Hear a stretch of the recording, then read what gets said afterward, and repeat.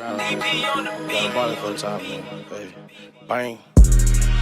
Hey, 10 toes down. I got shows in versus. I'ma bring them to your town. For the right, fuck in the mouth. You can hit me up right now. Hey, 54 show and 24 12. I'm a loose screw, I ain't no nil.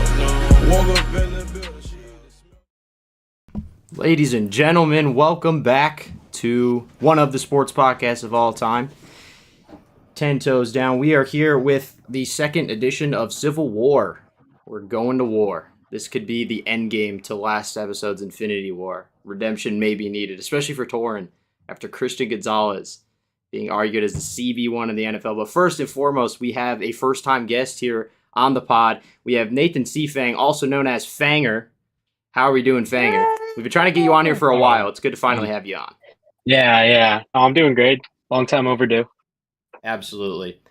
Fanger's another one of our buddies, possessing probably one of the highest amounts of ball knowledge across sports that we offer, so definitely a valuable addition to the pod. Holy Glaze. Okay. For once, it's not Nate Glaze and Fanger. Yo, I need to see apologize Nate to the versus viewers. Fanger. I was doing my job. I'm going to be trying to eat my Jersey Mike sub throughout this process. But for anyone who doesn't know how this works. Did you get it done the Mike's way? I did get it done the Mike's way, yeah. So it might be a little messy. Dude. And I also have it behind here. I know it's weird nice on and my messy. camera, but the way I have to face you guys, my sub is now behind me. But we'll make it work. While we wait for kind of people to roll in here, I'm going to explain for anyone who's unfamiliar. We put the wheel up on the screen with a bunch of different topics. We kept the topics that didn't get picked on the wheel and then also added a few new ones that a couple of us kind of discussed and decided to put on. And most of them are random versus random, so then we spin the wheel of 2 of the 6 names on the pod. I did update it to include Fanger. Then I usually give 2-3 minutes of prep. The rest of us who aren't in the debate kind of fill the dead space while the 2 people prepare. Then they debate for however long, and then we kind of judge it at the end. Pretty self-explanatory. We did it last time. This stream did really well last time, so I'm hoping for some better results. Should we just get right into the wheel? Probably. Yeah, I guess, hey, bro. Why not? Crone, Given so enough time. Yeah. So we got four people that won't be debating if it's a 1v1. Should we have the chat decide if it's split 2-2? Yeah, and I forget who gave me the suggestion I can put a poll in the chat. Oh yeah, that was me. Yeah, you can do that too. So we can I'm have that gonna decided. work on doing that. I hope I can do it from my phone. It may be hard to do from my PC while I'm trying to manage the stream and everything. But Yeah. I'll try it. If not, I'll just tell chat to type, and if we need tiebreakers, then we'll go to the chat. I think that's a good way to do it. But I'm gonna go ahead and get this up on my phone real quick, just in case I have to get a poll going. And I guess that gives a couple extra minutes for people to roll in. Okay, I'm going to go up to the wheel now, and let's see what we got. Oh, wait, I do need to share. Did I share my screen last time? I don't think I did. I think you guys just went to the stream, right? Did I share my screen? Oh, wait. You shared your screen. Last time I didn't go to the I stream. don't think I Oh, shared you my put it screen. in the I think I stream. just, because if I share my screen, it adds an extra thing to the Discord and it makes it all Yeah. messed up. You're good. So I'm just gonna spin the wheel here, and here we go. We have. Okay, this is a Nate versus random debate. I'm so far behind in the stream. Nate, my I can read it out loud. I'll read it out loud. Nate has to defend George Pickens, and whoever the wheel lands on has to defend CeeDee Lamb. So if it lands on Nate, obviously it can't Bro. be. Nate, you put this one on the form, When? Wait, what? and it's Torrin defending CeeDee Lamb. Jesus Christ, Oh. why is it always me versus It's me? always Here we Torrin getting go. picked. Wait, when did I ever put anything about George Pickens on here? That was on your Google form, dude. On my Google form. Yeah. Why else would I have had it? Bro's talking about this like it's ancient history. How else would I have gotten that? I just don't remember writing this, dude. You're defending George Pickens, and That's Torrin not- is I feel defending like that's CeeDee not- Lamb. I don't think that's a bad debate. I think you can it's argue it's both of it. like George it's Pickens could definitely in easily Torrance' pass favor, CeeDee but Lamb. Well, not easily, but he could pass CeeDee Lamb this year. I don't know. I'm gonna grab my phone charger right over back here. What are you guys thinking about this one? The people who aren't debating. Fanger, let's hear your thoughts. I What are agree. you thinking here? I think it's a good way. Like, to you want to start. hear my side, or like what I? No, like what do you think each person has to do here? Yeah, that's what we kind of do. Strategy. We give like insight on the debate, but we also like try not to say anything that would like give either of them a that's hint why. on how to. That's why I'm kind you of know. worried about what I'm going to say. I feel like Mhm. if I say something, I'm going to give them something to bring up in the debate. It should be a good debate. I mean, there's very good arguments for both sides. I feel like it's kind of harder to argue for Pickens than it would be for CeeDee Lamb. So I'm Pickens kind of did have excited a to really see what good year Thorin. last year, though, so we'll see. Yeah. Like, I don't know.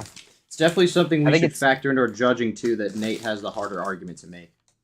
Only 1 year of Yeah. like sample size that he can really be like, okay, Yeah, this because is like why. last time, so like if we're or for me at least, if I'm on the fence about something when someone had the harder argument to make, I usually give the favor to like the person that had the harder argument. So is this just on the Cowboys or just like CeeDee Lamb versus George Pickens' career? I think it's career, right? I think it was. It's I not would career think so. because obviously CD's career is better. But it's like, who are you taking right now? Oh, it is right now. Okay. Like who's like the one on the Cowboys, pretty much? Mm-hmm. Okay. Career's not a debate. I mean, obviously CeeDee Lamb has had a better Yeah. career Yeah, than George Pickens. So if we're talking just Cowboys, I think it actually makes it a little more fair. For I sure. think it actually just comes down to what they both bring up instead of more one-sided. Mm-hmm. I'll give you guys like 30 more seconds of prep, and then we can get rolling here. Chud. That John, is do a you have great any hat, thoughts? by the way, Fanger. Anything? Thank you. Have you played there? I really don't have any I thoughts. wish. Dude, I'm trying to go someday. No, I went to the Ryder Cup. That's sick, dude. I really wanted to. Yeah, the crowds there were fucking crazy. I know. It was insane. Yeah. Okay. I'm gonna. Whoever wants to go ahead and get started can go ahead. And get I started. feel like Nate would probably want to go first with the argument he has to make here. But, All right. Are you going first, Nate? I think this is the first time I've. No, this might be the second time I've gone first in the debate. I think I went first in the Gonzo one. But You okay. want me to go first then, or you? No, I'll go first. I'm defending George Pickens as the wide receiver one of the Dallas Cowboys, apparently. So, what is the great value of George Pickens? Well, I would start off with his speed and route running. He's one of the best guys in the NFL last season at running routes, especially in that 5 to 10 yard range, making it easy for Dak Prescott to get the ball out. And he provides a lot of run after catch. And also downfield, after running a couple slants and a couple of ins, he can hit you with a double move and really take the top off your defense. He's one of the best contested ball catchers we've seen over the past couple of years, with unreal highlight catches that really sell you on that wow factor. George Pickens also, I would argue, it's not a huge difference in age. I mean, we're talking 2 years, but with pure athleticism, I would say that George Pickens long term could have a little bit more tread on his tire than CeeDee Lamb. I mean, we saw it this year with some of the injuries to CeeDee Lamb. It was really hard for him to stay on the field. He missed quite a bit of time. And that really allowed George Pickens to blossom and show that he can be a wide receiver one. He was cooking any NFL defensive back you can think of, especially guys like on Thanksgiving, Trent McDuffie, who people say is the top 5 corner in this league. He's cooking them on slants. He's beating them down the field. He's got over the middle routes. And I also think George Pickens blossoming out into this wide receiver one capable receiver is also going to be big for Dak Prescott. I mean, Dak has always been seemingly surrounded by weapons, but a guy that can win off the line quickly, stretch the play down the field, and have that occasional home run shot. It's almost like another, I would say, safety blanket, because CeeDee Lamb is always going to get majority of the coverage reps. I feel like because he can move around from slot and outside. So I think George Pickens will also have the more favorable one-on-one matchups. And when they're both on the field, I think George will also go up against the weaker corners, or I should say weaker because it is the NFL. I mean, they're there for a reason. So I think it just points to George Pickens being able to have more success for the Cowboys in, quote, weaker matchups, depending on the team that you're facing. And I think with his size and athleticism, he can stretch the field and make plays to that also elevate Dak Prescott's game that CeeDee Lamb simply cannot do. This is fucking stupid. Hey, welcome back, Torn. Thank you. I win! Yeah, you just rage quit the debate. This is so stupid. He's done, my turn Torn. now? Yeah, you're going. Yeah, it's Okay. you now. Okay. Well, to counter Nate's point on George Pickens getting the easier matchup, it's due to the fact that CeeDee Lamb creates better separation, so he's going up against that CB1. And to counter Nate's point of George Pickens like going up against the like not CB1 or the weaker player, CeeDee Lamb only had 300 yards less in George Pickens' career year, and he played 3 less games. CeeDee Lamb is going up against way better competition, and he's still putting up crazy yardages, crazy stats. CeeDee Lamb's a guy that you can consistently rely on to put up 50, 75 yards a game, where George Pickens isn't that reliable. Sure, he doesn't get hurt as much, and he plays all the games, but CeeDee Lamb's a guy where you can go out there and put the ball in his hand. Well, I mean, this year CeeDee Lamb showed that he's also a guy that you can throw to in the late game and drop a bunch of clutch passes for you, like Week 1 against the Eagles that George Pickens really didn't do this year. And I mean, this could just be me being an analytical guy, but do you have any stats that say that like this past year CeeDee Lamb's a better route runner than George Pickens? Not on me right now, no. So then how can you say he's a better route runner if you don't have anything to back it up? Well, it's just watching the games themselves. You can see. Well, I mean, I watched George Pickens run slant after slant and dig route against the Chiefs, create separation, and score multiple touchdowns on Thanksgiving. I watched him cook the Jets. Can he do I watched that him for stretch. multiple years and not 1 year? Yes, he can. Yeah. He's shown it. He has shown it before, not on Dallas, but on Pittsburgh too, with worse quarterback play. He had his second best season in the NFL in 2023 on the Steelers, where he put up over he put 1,140 yards up, and he also had his second most receptions at 63. Like, he's shown that he can be a guy. It's not like this is just a one-off thing. It's just like taking that season and slightly elevating it. Even then, though, CeeDee Lamb being one of the most consistent wide receivers in the NFL, this dude has had over 1,000 yards receiving for the past 5 years. And then in some of those seasons, he hasn't played every game. You're putting your faith in a guy who's had 2 quality seasons over a guy who's had 5 quality seasons. Well, yeah, He's but bugging today. I will say, yeah, CeeDee Lamb might have had the more predominant career. We know this. We know this. He was a first round. He was like a mid-round, like middle, early end first round pick that was taken to be the wide receiver 1. But he has Dak Prescott. Like I said, in 2023, George Pickens' best year before this, he was getting the ball thrown to him by Kenny Pickett, Mason Rudolph, and Mitchell Trubisky. So, I mean, like, if you look at what he did for what he had, I would say that's pretty impressive. I would also argue that if he had any better quarterback play, he could have elevated those numbers. But that's a what if. But like, you look at it, Kenny Pickett, a backup quarterback. Mason Rudolph, a backup quarterback. Mitchell Trubisky, a backup quarterback. He's putting up almost 1,200 yards off of backup quarterback play and bad ball placement. I mean, here's the thing, though. You could also say the same thing for a year and a half of CeeDee Lamb when Dak Prescott went down and his quarterback was Cooper Rush. He had Andy Dalton. Oh, but he's also had Andy Dalton. Are we serious? He has a veteran quarterback presence.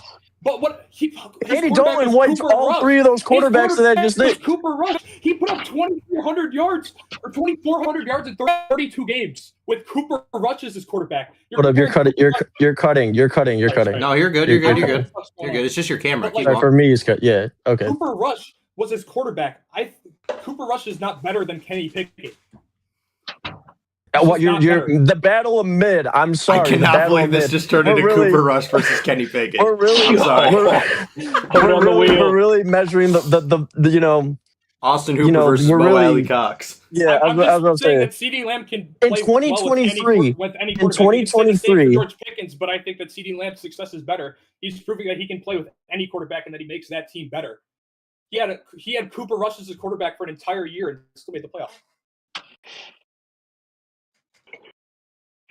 I mean, dude, I think if you look at what George Pickens can just do as a wide receiver, I think he offers more just because he can cover all three levels of the field better. Jesus Christ, he's really dude. What's going on in Grand Island? I would argue, dude. I was going to say, I would just say to close it, I would just say that George Pickens had proven this past year that he can play at every level of the field, whether you want the deep ball, the over the middle crosser, or just winning off the line in quick throws and separations. I think that's going to benefit his quarterback, and I think it's also going to benefit the people around him. He's over 6'2". He runs like a 4.4. I mean, what's there not to like? He's an all-around great athlete that can make highlight reel catches. So that is my argument for George Pickens. Well, for CeeDee Lamb, he's also 6'2" and has been consistent throughout his entire career, not just 1 year, proving that with any quarterback he has, he's going to put up those stat-worthy games. He's going to win you football games, and he's going to be consistent. Consistency is key, especially in wide receivers, as we see. There's not many guys, like, look at Alec Pierce. He got one good season and got a bag. Like, you don't see that out of CeeDee Lamb. He's putting up 1,000 yards every single year he's played. And even in his rookie year, he was 65 yards short of that. I just think he's more versatile off the line, and I think he's going to be a better wide receiver than George Pickens. You think? Or do you know? Okay, that's going to be all for the first one. First of all, that strayed First of all, Torrin, I appreciate you battling through the computer issues. I don't know what's going on, bro. Real. I cannot believe that just strayed into us talking about CeeDee Lamb played as a rookie with Andy Dalton, and then Cooper Rush versus Kenny Pickett. That was funny. But does anyone have do any of you guys have immediate thoughts? Because I'm very split. I'm trying to replay in my head who said what. I think it was kind of honestly, sorry. No, someone else go ahead. We all started going. No, I think both of them. I would have gone for more what to expect this season route. I feel like both of them bringing up their past, obviously valid, but I don't know. I feel like both of them are just debating about what they've done in the past, and Nate did bring up about George Pickens this year, which is good because it's obviously his only Cowboys year. If I had to give an immediate thought, I would lean towards Torrin, just because the fact he brought up, CeeDee Lamb has been efficient throughout his career, even when missing games. And I personally think CeeDee Lamb's only concern is his injuries. He still produces with the injuries, so I think he should be the one, and I agree with Torrin. Yeah. I was also leaning Torrin slightly. Here's my thing. So, yeah, I feel like they did get too hung up on, resumes and stuff. And if you get to that point, how we just talked about, there's obviously no competition between the pasts of George Pickens and CeeDee Lamb, because 2023 CeeDee Lamb clears anything Pickens has done. I don't know if Pickens will ever reach the heights of 23 CeeDee Lamb, so you definitely couldn't get caught up on past things. I felt like Nate needed to more so give outlook on what Pickens can do, and honestly, it's really tough to do with a player like CeeDee Lamb, but probably had to bash him a little more in certain terms to be okay, this is why Pickens should replace that role. I thought he eventually did bring it up slightly after a bit. I thought it was something he may have wanted to lead with, was CeeDee Lamb's drop issues, that if there's any fault at his game at receiver, it's probably holding on to the football at times. I would also lean towards Torrin, just because in terms of what this argument actually was supposed to be and to represent, I feel if I was a casual that didn't know who was gonna start on who, first of all, I would be more so concerned about the Cooper Rush versus Kenny Pickett debate, but I would probably be more convinced that CeeDee Lamb should be the wide receiver one on the team. I don't know, Jake or John. Yeah, I'll take it away. Unless you want to go. I appreciate it, John. Sorry. I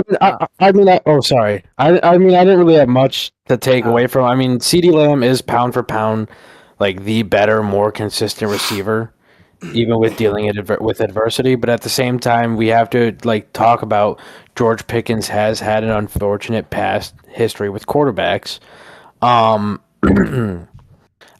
think CeeDee Lamb is still consistently going to be the wide receiver one of the Cowboys.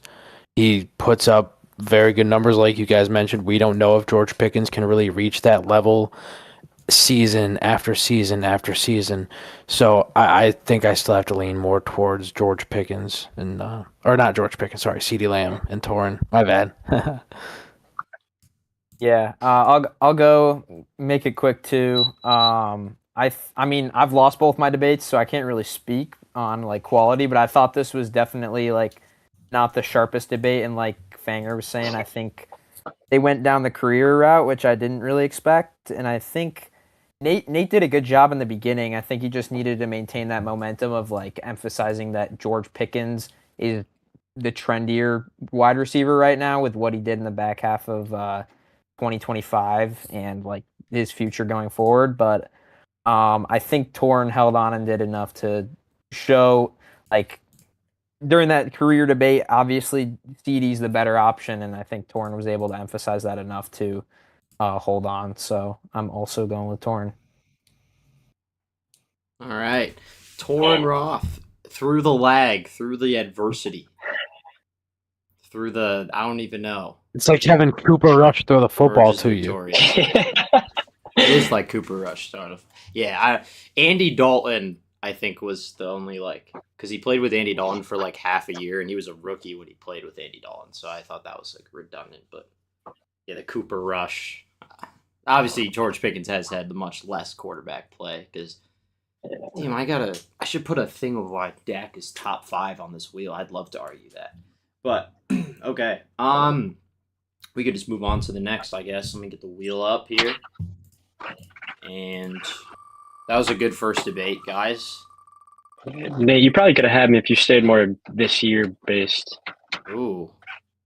I didn't want Okay. to. I didn't.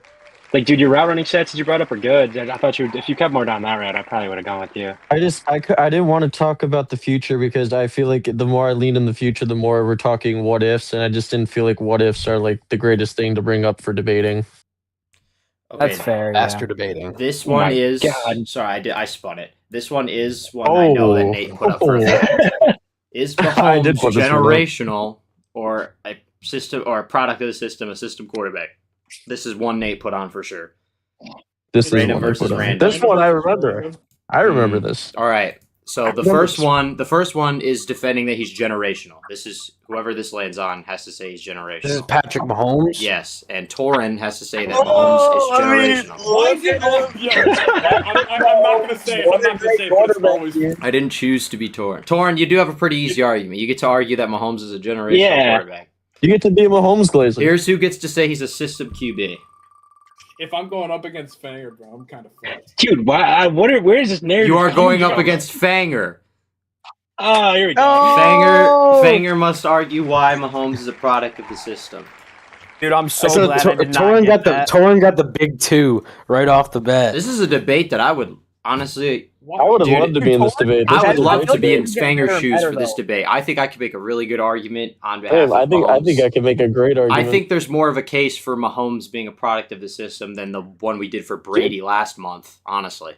I think This is a uh, sacrifice for the love you give a certain place that caused the Chiefs to win multiple Super Bowls. You Chiefs fan. I think this is a great debate. He's talking about regardless. sports books, I mean, guys. He's talking about sports books. Yeah. I mean, between all the weapons and all the very acclaimed coaching staff, like the coaching staffs and the players that Nate, Mahomes chill, has bro. had, You're stealing all my stuff. I'm gonna have to. and then you look at the other Torn, side do you of want the a second argument, to like and you restart your just- PC? You just Nah, look I'm at I think you it's look at his just- I pure don't know physical what it is. talents and what he Okay. could do with the arm. I mean, it's going to be a great thing that we can kick back and relax and watch. I forgot I have to start updating the text. Okay, so this is Is Mahomes? I'm just gonna, for the typing things, I'm gonna say, is Mahomes a system QB? I mean, yeah, I feel like it's definitely easier to defend that he's generational, in my opinion. But For sure. um, But I don't know. I'm good at. It's got to depend on how I mean, you're good, because but I'm personally I like. think if Fanger's able to get me to think about it, then he's definitely gonna have a good shot of winning. So. Yeah, I think certain people. You have to be a certain. I'm very non-biased in this argument. Yeah, I I'm was gonna not say. leaning First of one all, I'm way. biased, but also like I for speaking from my perspective, like I'm one of those guys who can like. I find it easier to question like the good, like the top guys, because the eyes are most on them, so it's easiest to pick out their flaws. Because like it's almost like because you're hate watching, right? We're watching Mahomes. Yeah, every we time, want him everything to fail, they do so is we under a know his flaws microscope. more than anybody. Oh, I Besides, meant like, I meant Chiefs with fans. who's debating. Oh yeah, I have that no too. bias in with who's debating. That too. None at all. But I do think that this should be a decent argument. Because, This will be quite the matchup, Bro, frankly. I mean, look there at have been a lot look of at this. Mahomes has had We better have two pieces great than Brady by Americans far. debating. I think, at least in terms of their like the points of their career, that like the point Mahomes is at versus like Mahomes or Brady when he was 9 years in. You know, I just watched like a TikTok the other day that could very much argue the Torrens side, and I just know off the top of my head things I could argue from Fanger's side. Nate, So, did you have a specific reason that you put this one on the wheel? because it's a great debate. I think it's I think it's a topic that you could easily talk about no matter what side you believe in, and like That is true. I mean, yeah, just look at it. I mean, has there been a better situation that someone could have just walked into? It's true. All right. But at the same, I also think at the same time though, you look at his arm and some of the shit he's able to do. I mean, Nate's just giving these guys answers. Yeah, I would mean, say let's go. Let's go Sorry. ahead and I'll start. shut up now. Let's go ahead and start. Fanger, do you want to start or do you want me to go? You could start. You let Nate start last time. You Okay. can go. Well, so I think the immediate factor is just what the guy can do. He's just a pure talent. Like if you got a guy throwing cross body that makes his throws look normal, like from a Zach Wilson pro day type throw on a regular basis, like that dude is legit. He's throwing no look passes. He's throwing with his left hand. He's throwing touchdown passes with his left hand. He's throwing footballs with his eyes closed. Like it's just unheard of type generational talent. And there's a reason why Mhm. they paid $500 million. Like this doesn't just happen to a nobody.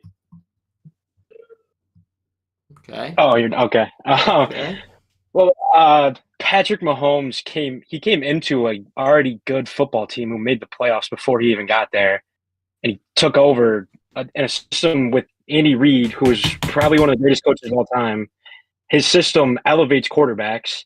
He also had a great supporting cast in the early bit of his career, and he's had Travis Kelce his whole career. He's had the people around him to prove, like, do those stats. I'm not saying he's not a good quarterback. Obviously, a good quarterback, but to be like generational, like Tom Brady took non-household names and made them great. Patrick Mahomes played with people who were already great, and he already had I don't know. I feel like generational quarterbacks, it's a tough thing to be generational. I feel like he hasn't played long enough. We don't know if he's going to fizzle out at the end of his career. I would say it's too early to tell. My fault. You think it's too early to tell if he's got 3 Super Bowls and 2 Super Bowl MVPs already, and he made the Super Bowl and almost led a 3-peat. That's not just because of a system.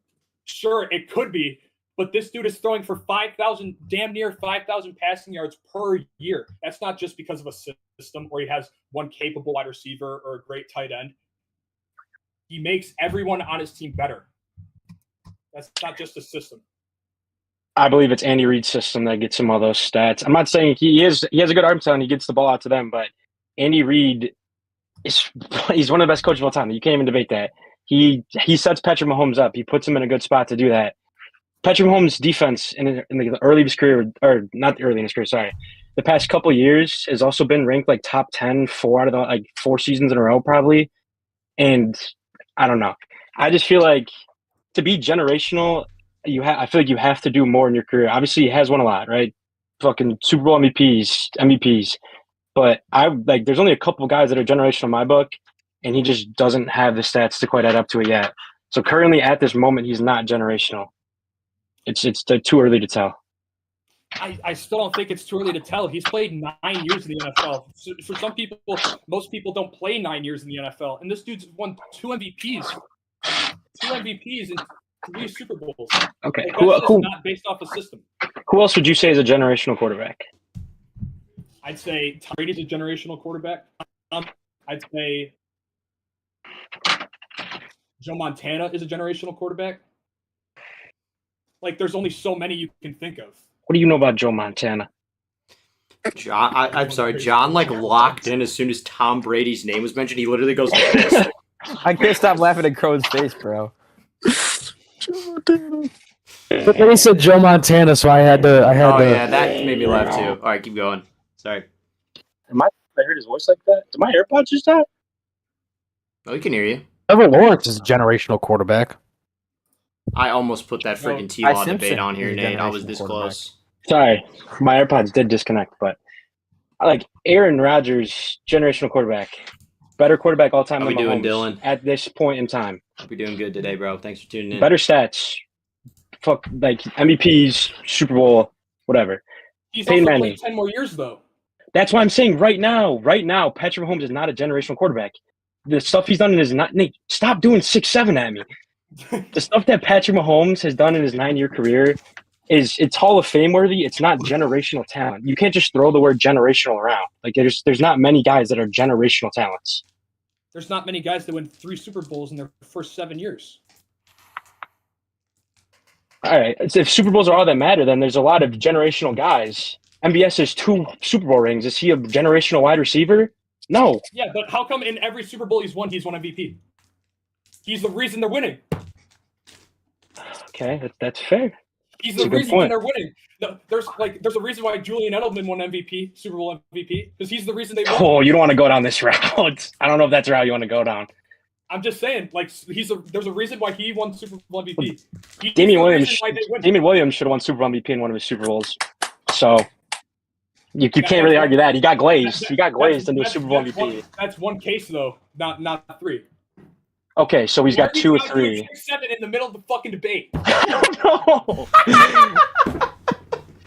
No, keep going. This is really good. Please keep going. Yeah, I gotta shut up. I'm muting. All right, I'll make my closing stuff then. I'll just keep going. This is good. Keep it going. Pick back up, dude. John, fuck you, bro. I'm lost. Just give your closing statement, Tor, and I'll give mine, and then we can go to the voting. I mean, he's a general. There's no way a non-generational guy is winning 3 Super Bowls and 3 Super Bowl MVPs. He's the reason they're winning. He's leading a whole generation. There's people that want to be quarterbacks because of him. Just like how OBJ, so many people were getting the catches of OBJ. So is Odell Beckham Jr. generational? That's not what I was implying. Not exactly. You just implied that. I'll keep going. Patrick Mahomes is just that guy. No glaze. He's just one of those. All right, Nate, bro. I can't get focused. Yeah, no more judge interference. No more judge interference. This dude would talk about being the main character of a generation, though. I'm just saying, bro.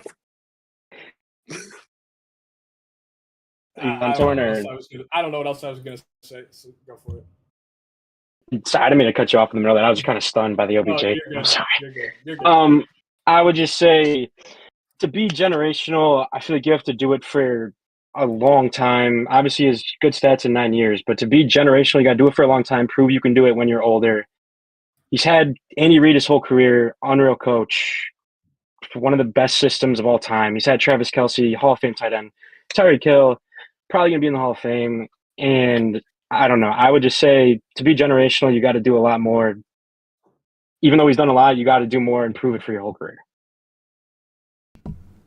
All right. Okay, first off, no more judge interference because that was a great debate they were on that low-key got ruined, and I feel bad. That was a good debate by you guys. Yeah, sorry. I'm going to give my thoughts first. I have some fresh, okay. Torn started off that debate on fire. I will say Torn had a great start. Towards the beginning, me and Nate were talking about in the chat that Torn was cooking.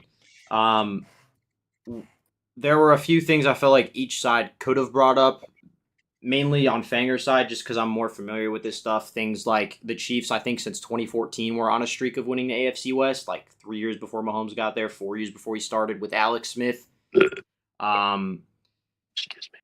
There were also like great counterpoints back and forth there. I feel like Fanger redeemed towards the end in the closing arguments. That's when it started leaning towards him. So I feel like it kind of is even. That I'm not yet really going to give.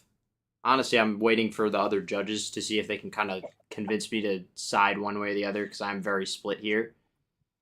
But I raised my hand Everybody's first. I raised my hand you first. guys just go ahead and talk. Yeah, honestly. I just want to say. I don't want to say during this debate. So Shut I just up. want to say. Shut up, boy. I raised my hand Shut first. up, I raised boy. my hand first. Shut up. I Nate 6'7" did raise his first. hand. I Also, raised my John, hand you first. ruined the debate, so I'm gonna let Nate go first. Yeah.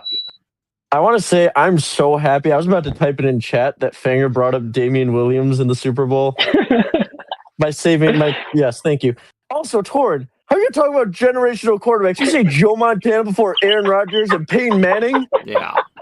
I should smack you. Yeah. But no, I think Fanger I think Fanger at the beginning was getting into debate mode. You know, it's a lot of pressure to come onto a set and then take your ball knowledge and try to argue it because once you're on camera and talking, it's scary. I thought Torn came out on fire, but he was throwing the word generational around a little loosely. He's talking about Odell. I mean, Odell, not generational, but Joe Montana's not I wish generational either. Joe Montana. Oh, he had Jerry Rice and a great defense, but no, I think I would slightly. I think right now I'd slightly lean Fanger just because of the way that it ended, and also I just think it's a harder debate. I think it's a harder debate for Fanger because Torn did the right thing on bringing up criteria and all the accomplishments and everything that makes Mahomes a really good quarterback and the success that he's had from it. But I was really liking the argument Fanger was going down.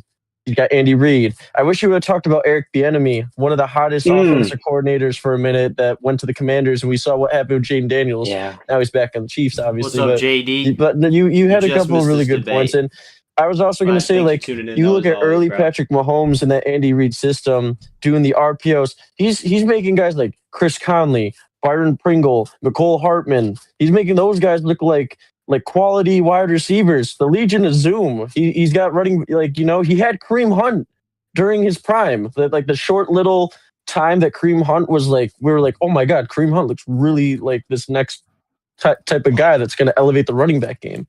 So that's Rashee Rice. I would say he did go to a Super Bowl Xavier with Worthy. Xavier Worthy, Juju Smith-Schuster, 20 MVS, Torn- and Hollywood Brown. Torn So did that not is pretty talk good. about I was never how gonna bring great that up. 2022 was. Torn did not talk about how much more impressive the 2022 MVP season that he won the Super Bowl was. You needed to hit that, and yeah, I no bias. I'm Fanger going to had a slightly good- lean Fanger. One I'm gonna last thing I slightly will lean say, Fanger had a really good point in his closing argument about longevity in terms of generational things, because in and out of debate mode, that's actually something I will use against Mahomes for the people that argue that he's above Peyton Manning all time. Simply, I don't think Mahomes has done it long enough yet, in my opinion, to pass up Peyton Manning.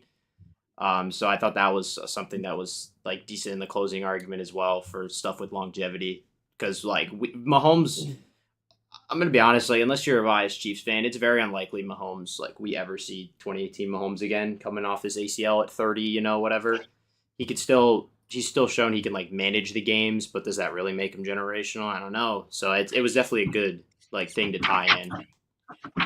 That was what I forgot to say that the first time. I apologize. So I'm going to throw that in. Don't turn into Russ. I like both of your guys' arguments. You both made very strong arguments for your respective sides. But Patrick Mahomes, and I like that Torn brings up, like Nate said, a lot of his accomplishments. I mean, in his first season as a full-time starter for the Kansas City Chiefs, he wins MVP. He almost breaks Peyton Manning's passing records. Patrick Mahomes was a different monster we don't see at quarterback these days, right? And wins a Super Bowl in his second season as a starter, has consistently gone to the Super Bowl, made 4 out of the 5 Super Bowls in Super Bowls in a 5-year span, I think he's And made the wild card he's won- once, right?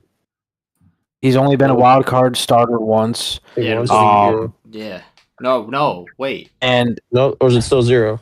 I think he's never the only year he hadn't won the division was this year and they missed the playoffs. Because they were on a Okay, so yeah, he still streak hasn't- of winning the oh. AFC West since I So believe you're right. division or 2000. Yeah, they were on a higher? I think streak, since Division or higher. 2014, So- 2015 with Alex Smith, they won the AFC West every year since then. so, and like Torrance said, every game that he's Super Bowl MVP, which is that's a freaking stat. I don't know. No, sorry, no, your mic his- went like crazy but- for a second. Sorry.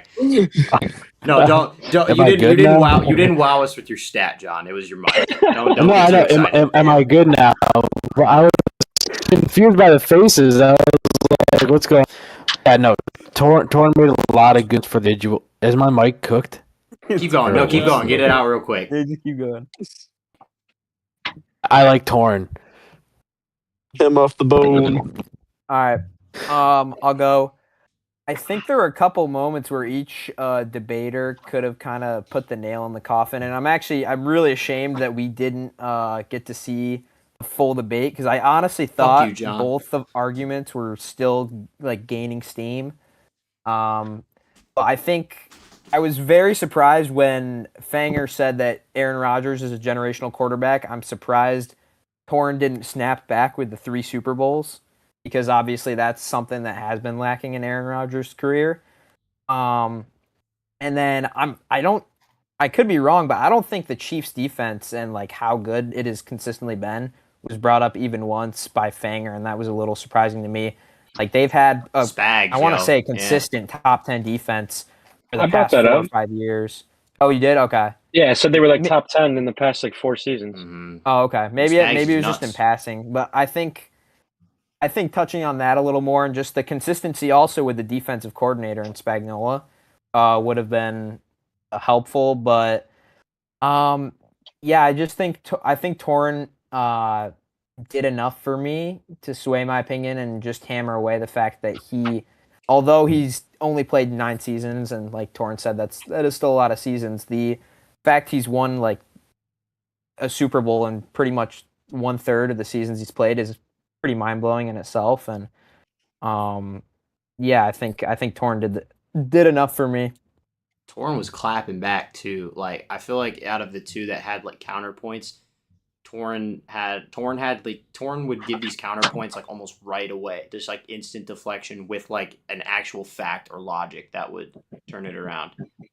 They both did great at that, but I felt like there were points with Torn, I would be like, oh, Fanger brought up a good point, and then Torn would jump in instantly with a counterpoint, and I was like, damn, they did that back and forth for a little bit as well. But I felt like throughout that, Torn would, like you said, with the multiple Super Bowls or with different stats or whatever, definitely could have brought up the physical. Like he started off talking about the physical talent, but it was a bit of a weak delivery because he compared it to like Zach Wilson's pro day. So that skewed my opinion on the debate a little bit. Was like Zach Wilson was stuck in my head the whole time, and you obviously don't want that to happen. But low key, I think Torn really cooked in the middle, and I think Fanger had it in the beginning, and he also got it at the end with the OBJ thing. I think OBJ, like that was a generational moment. I don't think OBJ. Yeah. OBJ is not a generational receiver, bro. Yeah, but like I think, and I was torn on whether like Fanger's debate with like saying Mahomes like needs to have a little more consistency in the back half of his career was a good like option or route to go down or not. No, that's right. Because I feel like at the same time, it's like, dude, the guy's got 3 Super Bowls. Like, even if he is mid the rest of his career, like that's still a pretty damn close to generational, if not. So, yeah. I mean, your guys' definitions might be different, but no, I agree. Nate, are you one way or another here? Well, I mean, you went I with feel Fanger, like think.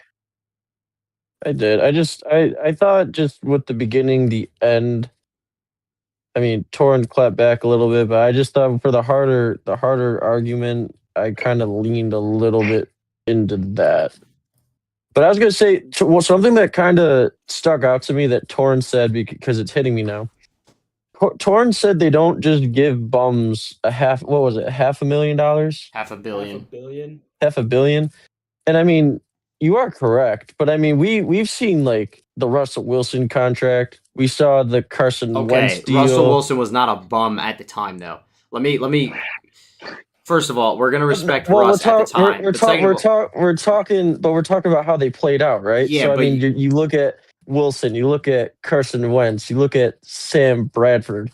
I mean, you look at guys that were supposed to continue on this high trajectory that they are, or like go into a higher trajectory. I'd say with Sam Bradford because of where he was taken, but like they do make mistakes. You're forgetting the context, I think, of just how insane at the time, like unheard of, that contract was. Obviously, guys are making $500 million now, 5 years later, pretty consistently with the QB market. But at the time, that deal, 10 years, $500 million, was like it broke the sports world. I know we were only like 13, 14 years old, but the context of that contract was. I got Torrance' point. That is one of the most insane contracts ever given in sports, because this at the time period that was unheard of for any player besides the high end soccer athletes. Those were the only people making that type of money. Yeah, It's like that's low key a generational contract. Yeah, it is. So I saw. So is agents generational? That is a generational. Yeah, generally. Some players do just have absolutely elite agents that just milk Kirk Cousins teams for help. 99% of them are guaranteed money. Yo, Will's Deshaun Watson. I want to go on to the next one, so I'll stick. I'm the only one who has to get. Okay. I do slightly give the edge to Torn, which is weird because part of me, honestly, if I were to really not get assigned to a role, part of me does believe that Mahomes is a very, not that he's not generational, but that he is a very fortunate product of the system in certain situations. But when it comes down to the nitty-gritty, one of the best offensive-minded head coaches. Yeah, when it comes down to the nitty-gritty, I felt like really should have talked about 2017, man. I slightly liked Torrens' argument a bit more, but in terms of this, I don't know if we'll have a more close debate tonight. That was a very good one. And it was a great I one. really wanted to see that one out. That was yeah, honestly, it's incomplete as well. But okay, any more judge interference, I'll have a penalty. Whatever judge interferes, they have to be put on the spot. They have to debate why JJ McCarthy should start over Kyler Murray. That's the punishment. I could do that though. That's the funny part. No, you couldn't. I've heard you say about Kyler Murray. I've heard you say about Kyler Murray. Just to get that. You picked Kyler Murray to win MVP this year. I could do that. I could do it though. Okay. I could do it. We're gonna go to the wheel. We didn't talk about 2017 Mahomes when he had 284 yards and 1 interception, no touchdowns after only playing in one game at the end of the season in a meaningless Broncos game. Sorry. I'm glazing. So shut up. God. Oh no. Oh no. All right, here we go. I gotta bring it to the table. John did this one. I have to defend why Jalen Hurts is not a system quarterback, and someone else has to defend why he is. Please, God, don't be me. Please don't be me. Team anti-Jalen Hurts. I've gained a lot of respect for Jalen Hurts. Please land on John. It's Torin again. Oh my God. Main character. The main character. It was super close. Like every single debate, almost. The main character. I feel like John can take this one. Torin just has to talk. Yo, we can vote. Do you guys want John to be put? He did put this on the wheel. I vote John. I vote John. Well, I guess it doesn't. So I'm defending how he's not. You are saying Jalen Hurts is a system quarterback. You better not say he is a system quarterback. All right, well, then you should be able to debate this.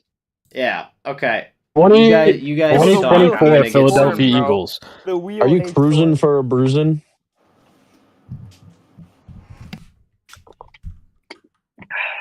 You guys fill the dead air. To fill the silence, I mean, I've had extensive talks about Jalen Hurts. I don't think he's like this elite quarterback, but he's no slouch by any means. He's a top 10 quarterback, right at number 10 in my opinion. But he's a very accurate quarterback with very high rushing upside. And I guess Nate, you got to chill with this. You're giving people you gave me and Torrin stuff to talk about in the previous. I don't know how you can't give us. Not that I'm listening. I'm not listening to you anyway. I'm going to be honest. I'm tuning you out, but so it's my way of talking, I guess. Jalen Hurts is a football player. He went He to wears eye Alabama. black. He wears He a went lot to of eye black. Oklahoma and And Alabama, Alabama. He got and he's subbed one of out Nick the national Saban's favorite championship players game. that he's ever coached. He got subbed out of a national championship. And he game lost to for Deshaun Georgia. Watson because Clemson owns Bama. Well, But this is if you, this is Brandon's second debate too. He has only debated John.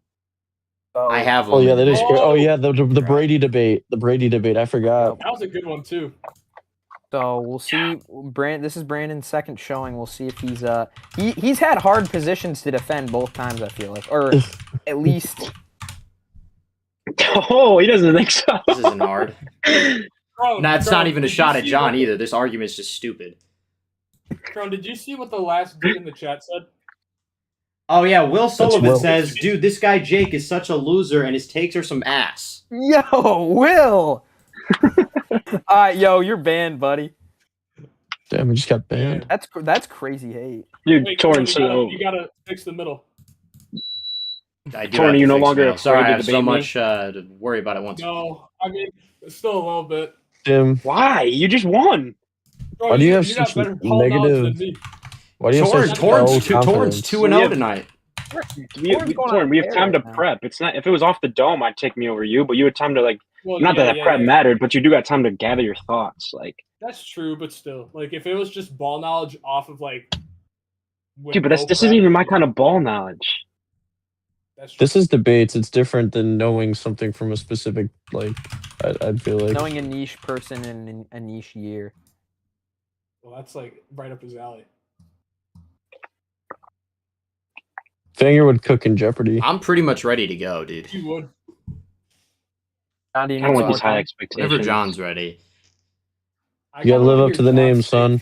You carry the I was same gonna say name as me. it's all coming Wait, to a so- head. We've had a lot of talk about Jalen Hurts. This is where this is the end game. So what's- John. No, but Who's it's so because So, I have hold on, gained a hold on. respect So for I'm saying Jalen Jalen Hurts. Hurts It's is- kind of Excuses. I'm he's saying making Jalen Hurts excuses. is not a system QB. John's saying that he is. That's the debate here.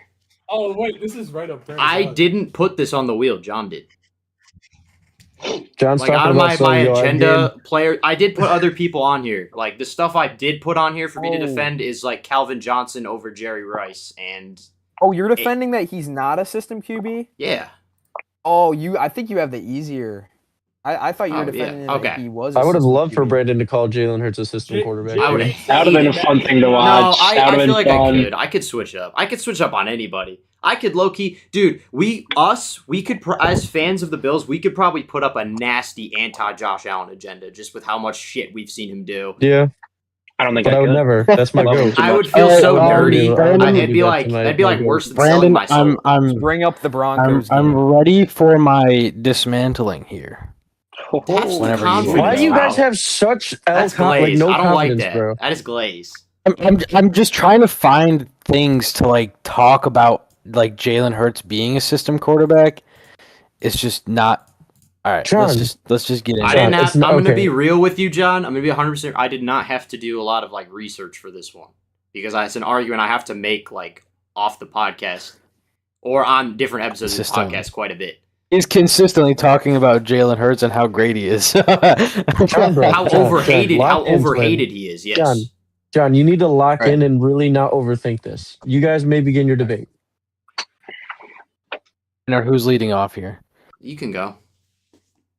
I'm leading off. Yeah, okay. you can go. I don't know if he wants. John's to, bro. got it. John's got the floor.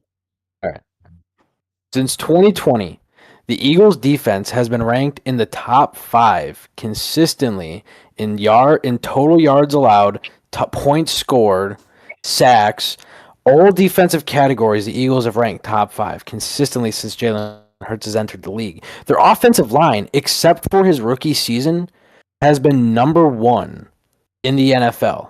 2023, they were number 4 in the NFL, offensive line wise. Saquon Barkley in 2024, including postseason, had 2,900 total yards from scrimmage and 22 touchdowns.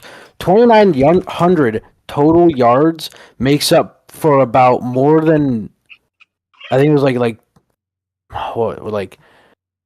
just under half of the total, or no, a third of their total yards on offense in 2024. Sorry, a third of their total yards on offense. They had about 6,300 total yards. He had 2,900.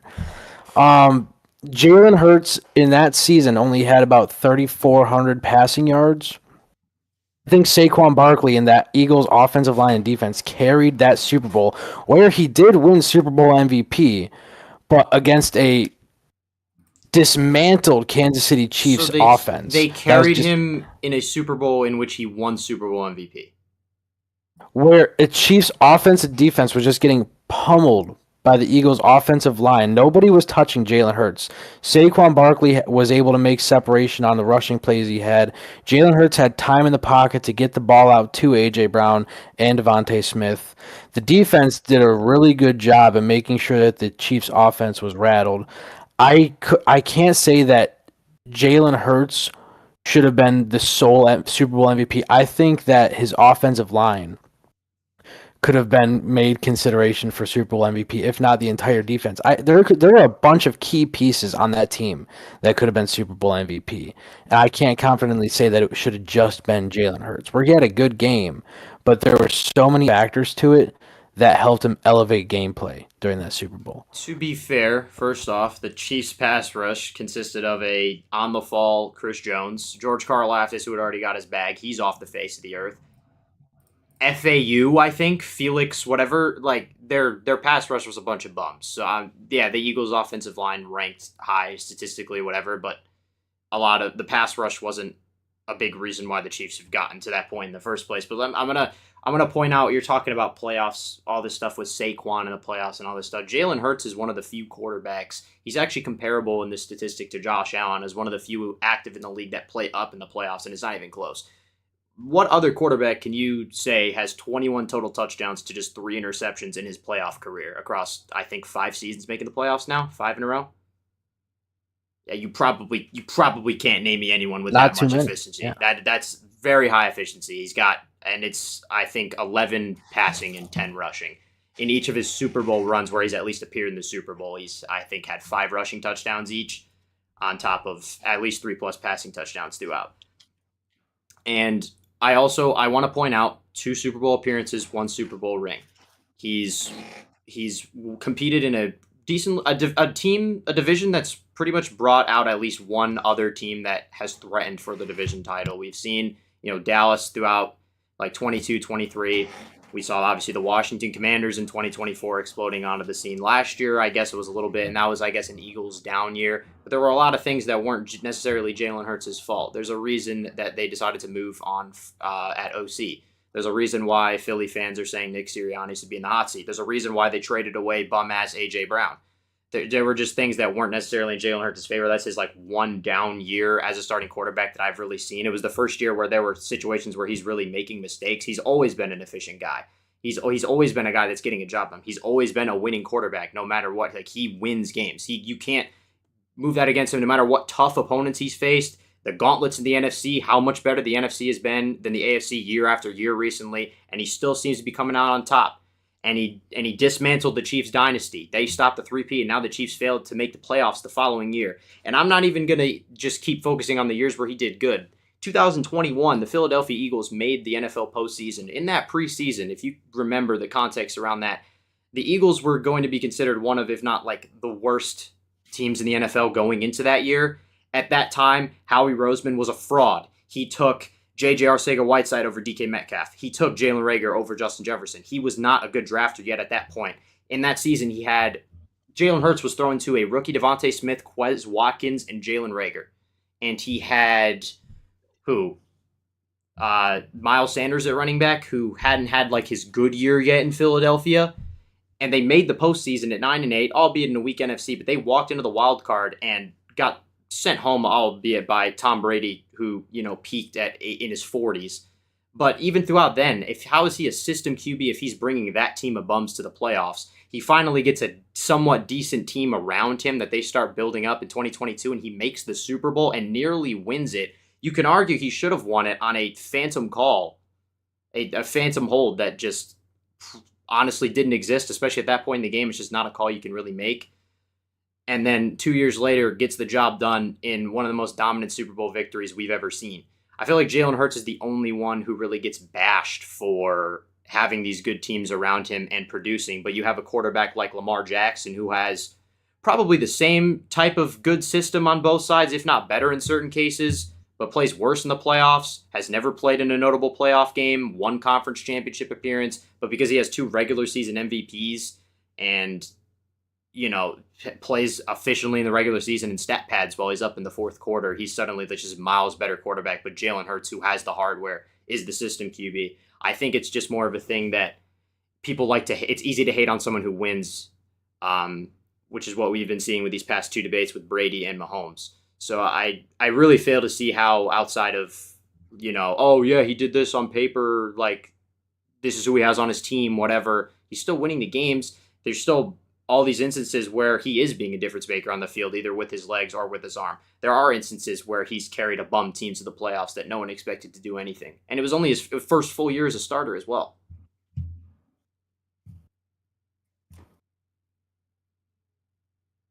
I have nothing. I have nothing to clap back with. I'm sorry. I have nothing. I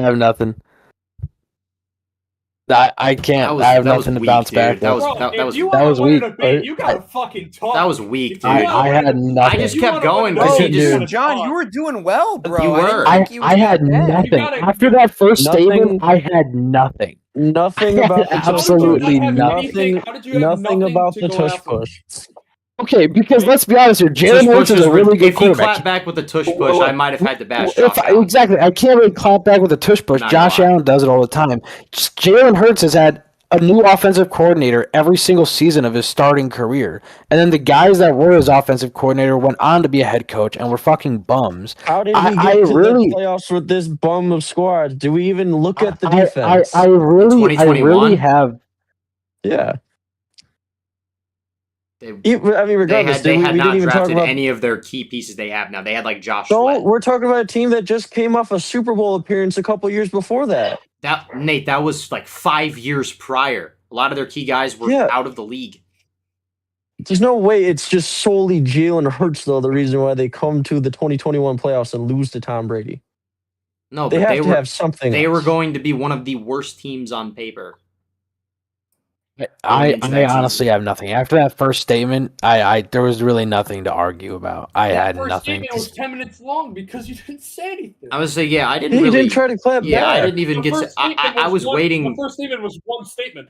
I'm gonna be honest. I was waiting. I was hoping he would say more because I had a lot of counterpoints for things he was going to say, but he didn't talk, so I just kept going and going and going. If and going. you would have stepped in at any of the points, you would have had a better shot. Even if it wasn't like super close, you would have had a shot. And you I mean, he was just bringing up really good stuff. I didn't know what to clap back with.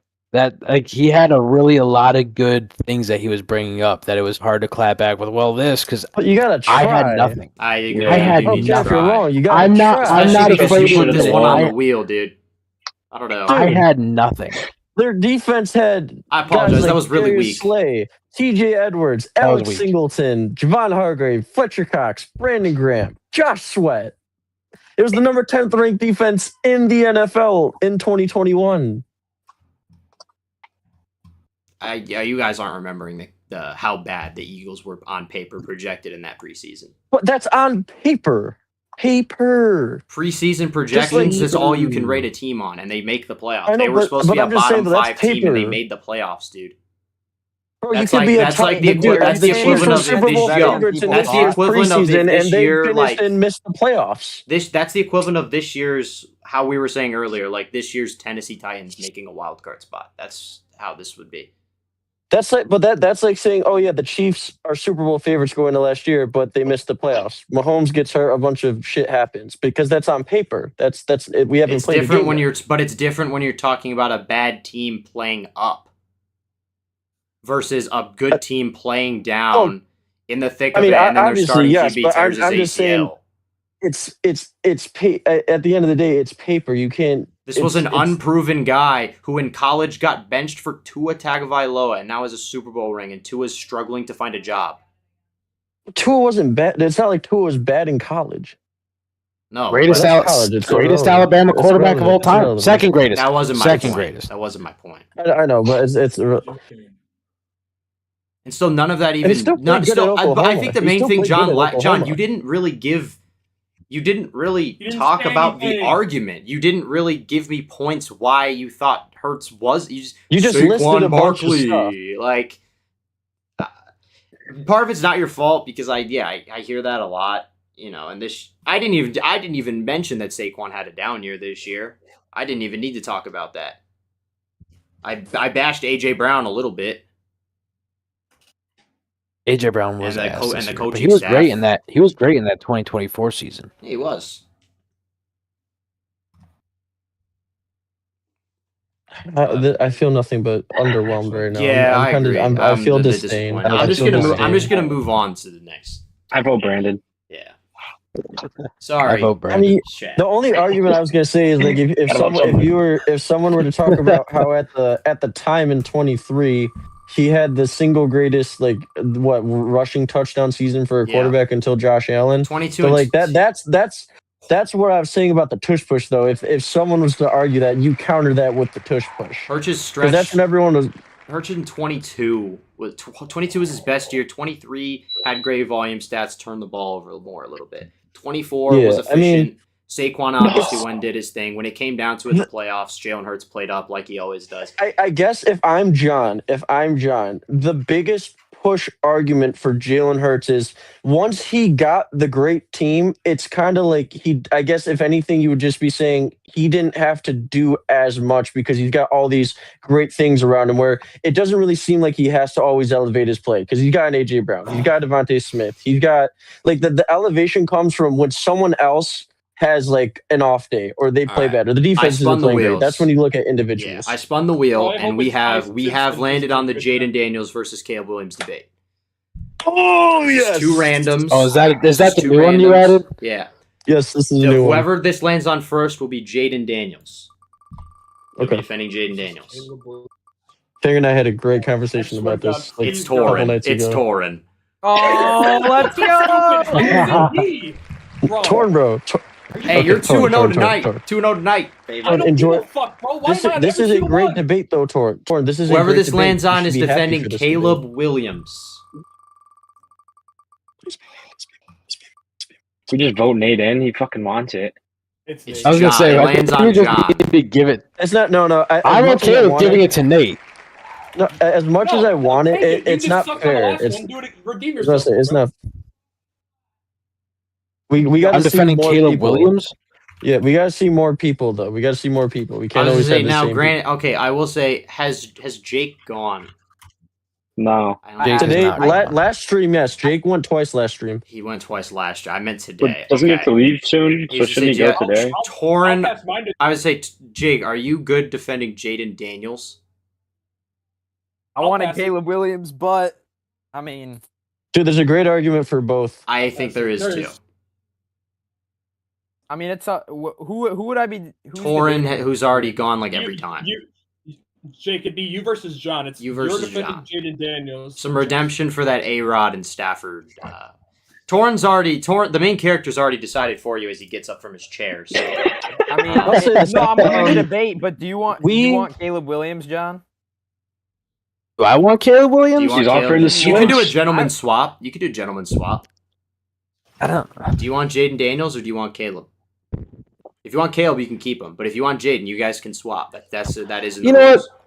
I'll go with Jaden Daniels. I'll take Jaden Daniels. All right. Oh, here we go. I'll say this. So Fanger, you guys start prepping. This is just the filter.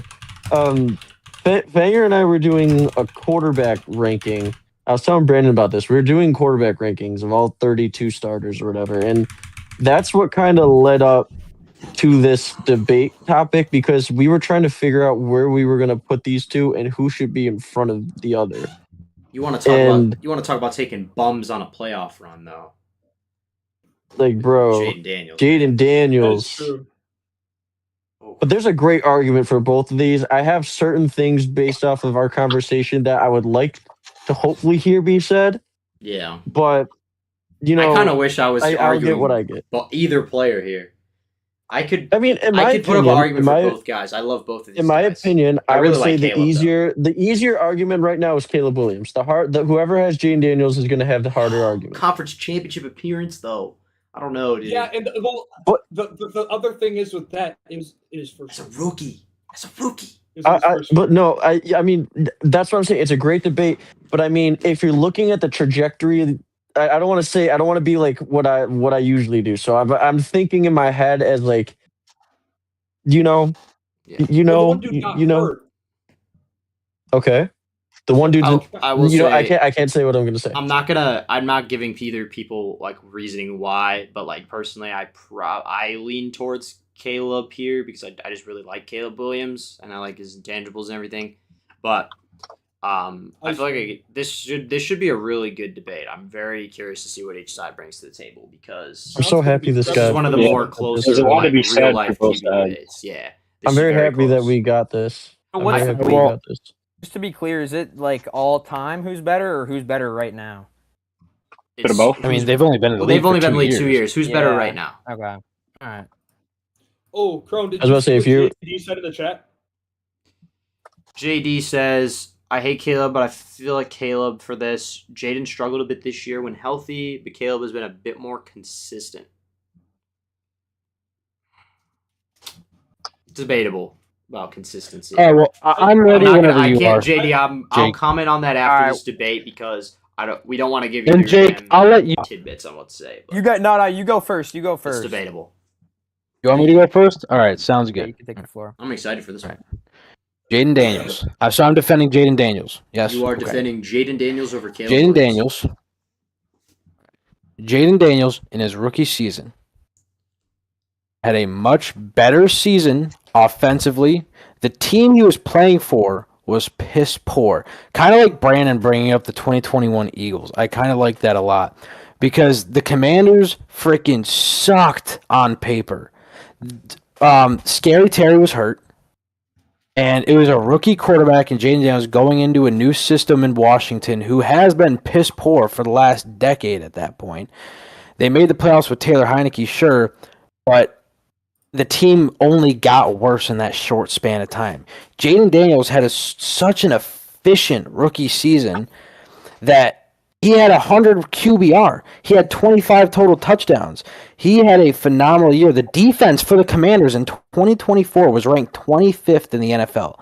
They went to the NFC Championship game. Yeah, they got beat down by the Eagles, but the Eagles were so good in 2024. The Commanders in the regular season allowed 23 points per game, allowed almost 250 yards passing, and almost 150 yards rushing each game in the regular season. To keep up and win as many games as you can to get to the playoffs and then move on to the NFC Championship with a rookie quarterback and such a piss poor team around him when he's throwing to plumbers. Like, name me a single important piece at wide receiver in that 2024 team since Terry McLaurin was out. I couldn't. I had to look up the roster, and Treylon Burks is like the one big name that I can name. Maybe Van Jefferson, and he's a big play guy downfield. So to bring the team that bad to the NFC Championship game, I think is more impressive as a rookie than what Caleb Williams did in his first year and then including his second year. Even though he made the playoffs, I still think his second year, his sophomore season, was still nowhere as good as what rookie Jaden Daniels did and what Jaden Daniels could have done had he not broken his hand in 2025. That's fair. I think this might be a hot take. I think that NFC Championship game appearance and that whole run was not fraudulent, but I think it was one of the weaker runs that we've seen. I really do. You look at Tampa Bay, and I didn't like as a wild card team. I think they were a little weak that year, and then they play the Lions, who, let's face it, like that was that's the biggest moment they've had in their franchise's history, and they kind of choked a little bit. So I think, although it's a great run from Jaden Daniels, I think if you look at Caleb Williams' run in his playoff run, like, yeah, I know he lost in the divisional round, but what he was able to do to bring the Bears back into that game against the Rams in the first place with that insane throw, a miracle throw that I don't know if Jaden Daniels could make, and I think those are intangibles that actually make Caleb a better quarterback right now. It was throws like that kept them in that game, and again, I think so they lost to the Rams, and then 1 sec. Why am I blanking? Oh yeah, they beat the Packers, and I know people might say that was a choke from the Packers, but I do think the Bears like if you remember, the Bears were down and out in that game, and Caleb Williams was able to lead the charge back, and I think him coming back in both of those games, even if they may not have won the divisional, is something that I don't know if Jaden Daniels could do. And yeah, I know you said that the Eagles were a great team that year, and they were, but yeah, they got the doors blown off. They barely showed up in that game. In my opinion, it's practically like they didn't even get past the divisional round because that was such a non-contest. Whereas I think actually the Bears would have given the Seahawks a great game in the NFC Championship if they were to make it. But yeah, and I mean, you want to talk about intangibles too. I think Caleb has a lot of things that are similar to Patrick Mahomes. He's a lot like Patrick Mahomes in the way he throws, and he makes plays that I just don't think Jaden Daniels does, and that's why I see his trajectory is going to be higher than Jaden Daniels. I'm not saying Jaden Daniels is going to fall off a cliff, but I think there's clearly a gap right now between Jaden Daniels and Caleb Williams, especially given the fact that we haven't seen Jaden Daniels for half a season at the end of 2025. Now, you're right, we haven't seen Jaden Daniels play much football in this past season, but you brought up the playoffs that he was in and how it was kind of a fraudulent run. And he beat Tampa, he beat the Lions, went on to lose to the Philadelphia Eagles, who would then go on to be the Super Bowl champions, who were one of the most dominant teams that season. But when he played the Buccaneers, they were a top 15 ranked defense. He put up 270 yards and 2 touchdowns. He only had 9 incompletions in that game. He went on to the 7th ranked Lions defense, who were on fire that season, who looked to be a Super Bowl contender in 2024. He beat them, put up even better numbers, almost 300 yards passing. That's just through the air alone. Another 0 turnover game. Went on to face the Eagles, lost, still had a very efficient game, had that 1 turnover towards the end, but had a very efficient game against such a strong Eagles team. And you bring up Caleb Daniels.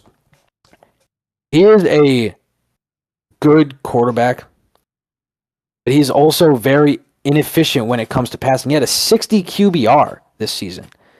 I know QBR might not mean much, but I mean, he's throwing a lot of incompletions. He's kind of just hucking the ball up, and then he loses DJ Moore. He lost DJ Moore in the offseason, which is a key offensive weapon. He has Rome Odunze still, but Rome Odunze is very hit or miss. He was also injured for part of last season as well. Losing DJ Moore and still trying to be that gunslinger quarterback, it just makes it hard. I mean, you look at a gunslinger like Josh Allen before Stephon Diggs came along. He was very inefficient with his passes. He needs the help of a star wide receiver to help develop him into that star quarterback that he is. And you compare him a lot to Patrick Mahomes. You compared him to Patrick Mahomes, which they have a sort of similar throwing style. But again, Patrick Mahomes was able to just huck the ball 40 yards down the field because Tyreek Hill was wide open down there. Nobody was going step for step with Tyreek Hill for most of his career. I would argue with having Andy doing that. Sorry to interrupt. I would say the fact he's able to still make those throws with receivers that aren't as good as Tyreek is in favor to him as a quarterback. That's true and all, but you can't win too many football games when you're kind of just throwing the ball up and praying, because that's not going to work every time. And the NFC North is just getting stronger. The Vikings added Kyler Murray, who is a much better quarterback than what they've had. The Vikings also made the playoffs with Sam Darnold at their quarterback, who went on to win a Super Bowl with the Seahawks. The Vikings and Kevin O'Connell have a very quarterback serviceable team that Kyler Murray can become MVP, like Nate says. The Packers are still there, consistently in the race for number 1 in the division. And then you have the Detroit Lions, who had a down year last season, but in the past 3 years, they've been a on-fire NFC North threat. And so it just makes it harder for a player like Caleb Williams, where he has teams around him whose defenses are getting stronger, like the Packers and the Lions, and the Vikings, who have also added key defensive pieces. He has to play each of those teams 2 times a year, while losing a key offensive weapon in DJ Moore. And I don't outside of Rome Odunze, there's not a lot of viable deep threat offensive weapons for Caleb Williams now. I don't think the talent of the other teams in the NFC North discredits like Caleb's fundamental talent as a quarterback. Like obviously, yeah, it is going to be hard to win that division, but he was able to do so last year against a great Detroit Lions team. And although there are question marks with the wide receiver core, like that doesn't necessarily like discredit him as a quarterback talent wise. And I know you talked about the passing yards. Actually, Caleb Williams did finish let's take their two best years. Caleb Williams had more passing yards than Jaden Daniels. So I think I think he is a better passer of the football, and I think Caleb Williams overall, like if you put him on the Commanders right now, I think he elevates that team more. And if you want to talk about Jaden Daniels' success going forward, obviously he's the one that has more question marks. He is the one that was injured last year and going into what is my opinion a pretty competitive NFC East. So I think there's a lot of question marks with what he's going to do as well. And so you brought up, his passing numbers and whatnot, but at the same time, Caleb Williams threw 500 passes last season. He averaged 33 passes per game last season. He completed 58% of those. He's kind of just throwing the football. That's the thing. He can put up big numbers, but he's kind of just throwing the football. So it just because he has almost 4,000 yards passing doesn't make him an efficient quarterback. If you just look at the numbers, he's putting up 58% completion. I mean, if you watch the game, sure, he's making great highlight reel deep throws. But aside from that, the ball's in the dirt almost half of the time that he's throwing it. I think that can be a misleading stat because I think there actually were a lot of drops from those Bears players last season. I don't have the stats on that, but I think if you're looking at completion percentage alone, it can be misleading for sure, and I think it's something that you don't want to harp on too much.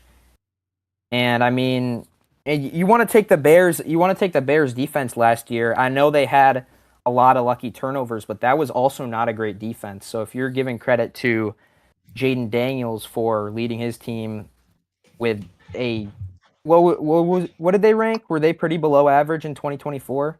The Commanders in defense? 2024 they were 25. Yeah, so I mean the Bears were pretty down there too, and I think you could argue that they crumbled down the stretch and were the reason that they lost against the Rams. And I mean, all right. Yeah. Any last points for you guys? Yeah, we can make closing comments. Yeah. You want to go, or do you want me to make the closing statement? You can go first. Okay. All right. Jaden Daniels has more athletic ability. He is a much more agile quarterback. He can make moves on the ground along with torching your defense in the air. He's very efficient when throwing the football. I like to bring up Caleb Williams. He had almost 4,000 yards passing, but he's very inefficient with the ball. You can rack up passing yards if you just huck the ball deep and hope a guy catches it. But Jaden Daniels was putting up good numbers as a quarterback in his rookie season alone by making throws up the middle of the field, short throws, deep throws, medium-sized routes. He can just hit the receivers in their hands without causing turnovers, without just throwing the ball into the dirt. Sure, Bears receivers had a few drops last season, but again, Jaden Daniels in his rookie year was throwing to absolutely nobody. I like absolutely nobody. I was kind of baffled when I looked at the roster and I wanted to see who his receivers were, and I really couldn't notice a single one. And his running back core has also been very hit or miss, and he gets hurt last season. We miss him for part of the year, but even in the short games that he played, he still had 6 touchdowns, 3 interceptions, and almost 1,800 yards passing. Jaden Daniels is very efficient through the air. And I think that Jaden Daniels in 5 years' time is going to be a much more successful quarterback than Caleb Williams will be. I think Caleb Williams will be, maybe the Bears make the playoffs consistently, but I don't think they get past the second round. Jaden Daniels has already made the NFC Championship as a rookie. and then he misses half the year while they were already doing pretty well in his second season. Who knows what we're going to do in the third year? So I'm excited to see Jaden Daniels play ball because I think he's pound for pound, toe to toe better than Caleb Williams is. Caleb Williams is just throw it up in the air, pray to God, and maybe it comes down on a receiver's hand. I think he's a lot more of a quarterback than that, and I think you said that he was a better physical specimen or whatnot. I completely disagree with that. I think I don't know who would look at themselves in the mirror and genuinely want Jaden Daniels over Caleb Williams in a clutch time situation.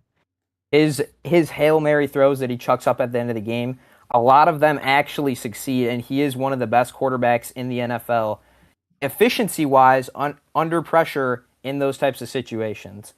And I think you look at Jaden Daniels last season, I mean, he had 8 touchdowns to 3 interceptions with a 44.7 QBR. And he's played a good amount of games in that season. That's not like 4 games, don't really take that for what it is. I think Jaden Daniels actually did have a drop-off in 2025, and it's just going to be glossed over by the fact that he was injured.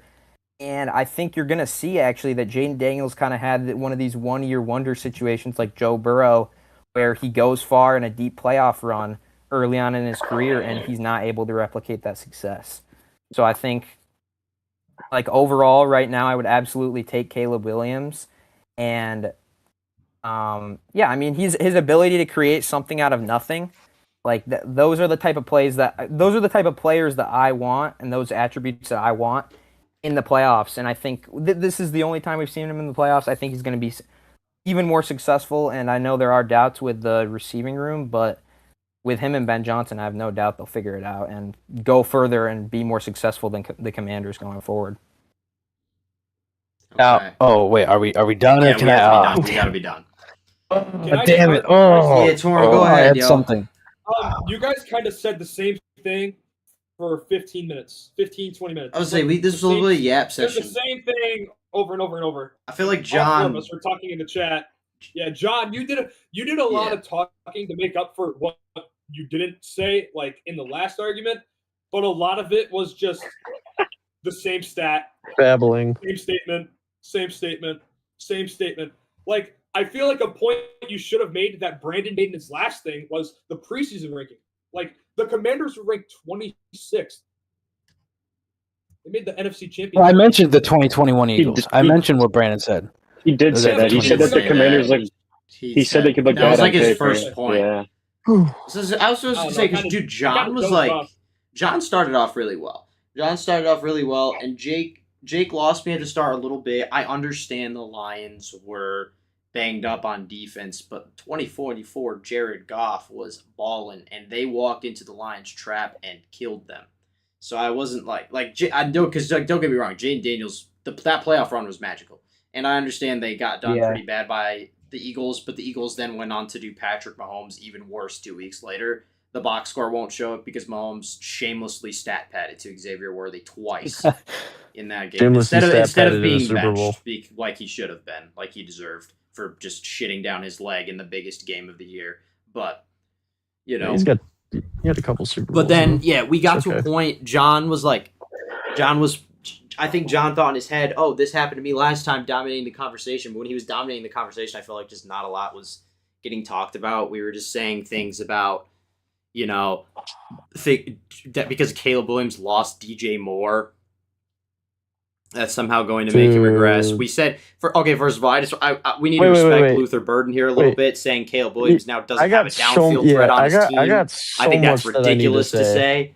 Yeah. And also, one last thing I will say. I want to say one last thing real quick, and then I'm going to let Nate go because I know he's got a lot to say. I think, John, you undermined, and it's to your point, so I understand. I think you undermined pretty heavily. I don't think Jaden Daniels had a very good team around him, but we're making it seem like he had a Cleveland Browns-esque team around him. Dan Quinn, Cliff Kingsbury, Austin Eckler, Terry. You said he's throwing to Terry. Dude, you just forgot. I should have mentioned Zach Ertz, bro. I should have mentioned Zach Ertz. Terry McLaurin's name was not said a single time, and it was so disrespectful. It was so disrespectful. Won you a fantasy championship that year. Zach Ertz did win you a fantasy championship. They were still good. Okay, look, they were still good. It was still good. They weren't good. It was still good in terms of like It wasn't an like, NFC Championship team. not at all. It wasn't. But you were making it seem like he was playing on the Cleveland Browns, dude.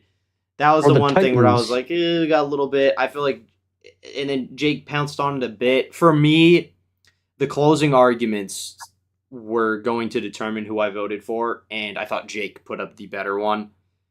This is not a biased thing here because like I said before, I do lean towards Caleb Williams in this argument, but I just thought Jake, to that point we had gotten at the closing arguments, I feel like we were walking into a brick wall in terms of who was getting what points across. Ooh, the because Yankees won. there was just so much like filler. Yes, sir. I felt like this debate was like a One Piece episode. There was just a lot of filler going Oh on. dear God. But the closing arguments really brought it home. So I personally Should we put will up vote 15 Jake. today, I'm gonna Fanger? let you guys like give whatever thoughts you have now. So wanna I'm hear what done you're saying, talking. I'm going. D-backs Jake. put up 15 today. Jesus. Wow. All right, Nate, you can go, Nate. All right, my biggest thing, what that was driving me nuts was the way you were talking about these rosters. Mainly John dissing Luther Burden, acting like No DJ Moore downfield didn't just threats, have. dude. DJ Moore just is. I think I literally just saw something about this today. Within this week, DJ Moore I think is coming off one of his worst seasons in the NFL. They didn't really use him, and like we downplay. We're clearly forgetting about Colston Loveland and Cole Kmet. Two very great and capable tight ends for Caleb Best tight end Williams. duo in the NFL, maybe. And John's like, outside of Terry McLaurin, who is he throwing the ball to? The only good year of Diami Brown's career. We got Zach Ertz, who was the safety blanket and red zone threat that really was the wagon of the red zone offense. And then Austin Eckler. Austin Eckler was so good. Well, that I wouldn't say like that, but like he was really good on the Commanders the year they played for him. But no, I think Jake and John were just babbling a bit. I'm happy that towards the end we talked about a little bit more trajectory. We talked about the completion percentage. We talked about the injuries and everything. So I was happy you hit that. Oh, we also didn't talk about John Luther. I mean, Roma Dunze just took a pretty good leap in the in year two or three compared to what we've seen. So I don't know I off the think top of it's my year head. two. Yeah, That was year the two, second because I remember his year in the dad. His NFL. dad was cooking the Bears on Twitter the one year. But no, I Yeah, was his also rookie saying season. the closing argument. I can't lie. You guys were losing me a lot because I was like, man, they're just yapping a lot of empty stats. But it's okay. It's a debate. It's hard. Sometimes you ramble a bit. Yeah, I'm going Jake just purely off the closing statement. I Though. was a bit disappointed by the debate. I won't lie. I will be transparent, but I don't know. I just thought that one was a lot closer. I thought we'd get on par with how we were with the Mahomes one, and it unfortunately And just did. Jake, I can't believe you said you were out here dissing Jaden Daniels' NFC Championship run. We're opening up with freaking magic playoff roundhouse run, dude. Magical leg kicks playoff like run. it's a McGregor fight at the beginning. Oh yeah, I just want to open up this Baker and debate by Goff were like saying Baker threw for 4,500 yards and 41 touchdowns that year. Goff in the 2024 season was like a top 3 to 5 quarterback in just that year, easily. Yeah. JD I probably says shouldn't have gone Kincaid down and that route. Knox. No, Kincaid and Knox are not better than. I'll also Colson Love say- and Cole Who said Kmet. that? JD, he's a Bills fan, so I love my I'll guys, also, but no, I would much rather have Colson Loveland and Cole Kmet. The last thing I'd want to say, and this probably should go for all of us too, is if you're unsure or you're like, you're going to say something like, oh, I don't have the stat, then don't say it. Don't agree. talk about stats if you don't got something to back it up with. I agree. Do that in your prep. Like when we were talking, I said it in chat. We were talking about when you guys were babbling about stats. Someone was talking. I don't know if it was about Jaden Daniels' inaccuracy or maybe when we finally hit the Caleb Williams one. But like that's when you gotta go into your advanced stats, pull up a tab or something, and you look at drop percentage, you look at bad throw percentage, you look at wide receiver drops to support your claim a little bit more or to counter argument the other person's statement. But that's all I got to say. Good job, Jake. Kinda. I'd also give it to Jake.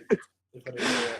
What do you got? Yeah, I was gonna say I feel like both of you got stuck talking about like weird points throughout the thing, and you just kind of like kept backtracking on yourselves. Mainly So, John, to be fair. Mainly John. Yeah, it was just I don't know. I feel like it was pretty much just going back and like it was even for me pretty much the whole way through because it was both like you both had good points and then like you would make some not good points that I didn't really see what you were trying to do with. And then I said in the chat in the closing statement, like Jaden Daniels kind of sucked this year before he got hurt. Like he was really bad, and when Jake brought that up, it kind of just won me over. So I'm gonna go with Jake. Yeah, I was the same way with the hurt because GG's, Jake. Jaden Daniels was GG's, bad man. before getting hurt. Yeah, I thought that could have. Sure. Yeah. All right, Jake, Yeah. do you have to? Because I we're gonna do one more, but I know you do have to head off. You said. I actually can stay. My my. All right, sweet. We're gonna do one more. Bro, Let's do one more. Let's do a 2v2 debate.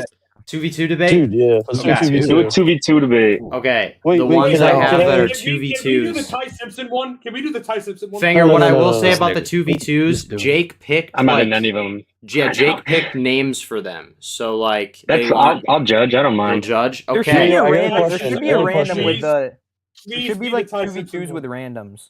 as I got a well. question. I have a question. Yeah. For the Say 2v2, it. when we do our prep, would it be too much to ask for us to congregate in a separate call and come I back? was thinking about that. That- I was so we can thinking hit about our points. That's gonna So be we can hit hard. points. That's gonna be I mean, it would be the same thing. You guys would talk in here. We would just go in a quick call for like, we'll call it. Well, there'd 5 only be minutes one tops. person text. left. We could text. yeah. You should. There'd be one person left or two people left in here. Well, I physically can't text because I'm Well, no, on my if- phone. But two of the people could stay in this chat and talk about it. Okay, then Yeah. You Well, guys- then. because Well, also Like, it'd though, be the if two I'm not judges in and two here, people. if I'm not in here, the stream I'll can't. carry it. I will. So I will you- be the you'd have main to character stay. and carry it. I mean, I'd we say could I would also have to just- stay because if I'm not in here, the stream can't see or hear anybody. Okay, I mean, then we could Brandon also is the just judge. have automatically. no communication between the partners. It could make it kind of hectic and entertaining, but I don't know. I if you guess, guys wanna but I do feel I like for a agree. good 2v2 you gotta- debate, wouldn't you want to be yeah. on the same page? that. Yeah, I feel. I like getting on the same page. Nate, are you I like able? talking Hold on, I about have a it. question for texting. Nate, are you able to get? Oh, I can text in Are Discord. you What am able I to talking about? I text can in pull up a Discord on your super text. laptop? Yeah. Yeah, Yeah, text I in can do Discord. that. Sorry, I was gonna Oh, God, I gotta copy and replay. paste the bust down my IP perfect Okay. timing Wait, so links into our how- chat. Here's what we're gonna do. Ready? So I think the 2v2 debate that we're gonna do is Prime Julio versus Prime AB. Did I put that one? You did. The heater. But we're Yeah. gonna do random versus random. So I'm gonna spin. How should we do For two? this? Should we do the first two are well? How is it listed? Do every other. Do every other. Do every Okay. other. Yeah, So the like every other. okay. So here's what I'm gonna do. Here we go. So the first one is on Team Julio. Whoever this lands on first is on Team Julio. Julio! No way. No way. Skew. No way. It's Torin. Torin first again. Torin! He always lands on This Torin. is crazy. All right, I actually do need to remove him from the wheel because we'll get a lot of duplicates here if I don't, and I'll just add him This back is so later. stupid. Next This is up, too slow, for man. Team Yeah. AB Over and over and over. is... Oh, it's close. John. It barely... You guys will see in the stream. That's crazy. It is John, though. They can't see the wheel. Oh, shoot. Sorry, You're chat. looks like it doesn't bruh. count. No, here, You're I can show selling, you. I didn't bro. remove it yet. The first one was Torin. I like- think you guys can like- believe that. hold on.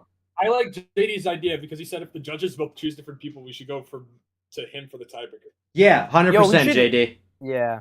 Okay, look how it landed on John. The stream can verify it now. Hopefully you guys just believe that it landed on Torin because it has all day. I've actually Oh my never, God, I've it never is. seen our stream format. Torin's teammate Yeah, is Oh shit! Come on, baby. Jake Sullivan the fourth. Okay. Oh, Okay. my goodness. And John's No, teammate Torn does for not Prime like that, AB. bro. Torn does not like that. No, let's cook, bro. Let's cook. Is... Oh, God damn it, it's me. Yeah, Name Oh, fingers we're and We're judges. judging this, baby. John, that's not a grievance on you, by the way. I just think Prime Julio is better than Prime AB. But I can argue I AB. agree. I don't can disagree argue- with you. Do you guys want to do a little... Do you want to do a gentleman swap, or are you guys content with Julio Jones? Yo, you can't switch on your owner, bro. You can't switch on your owner, Torn. On your owner? I'm not gonna. And for the Atlanta Ballers. Team owner, bro. Yeah.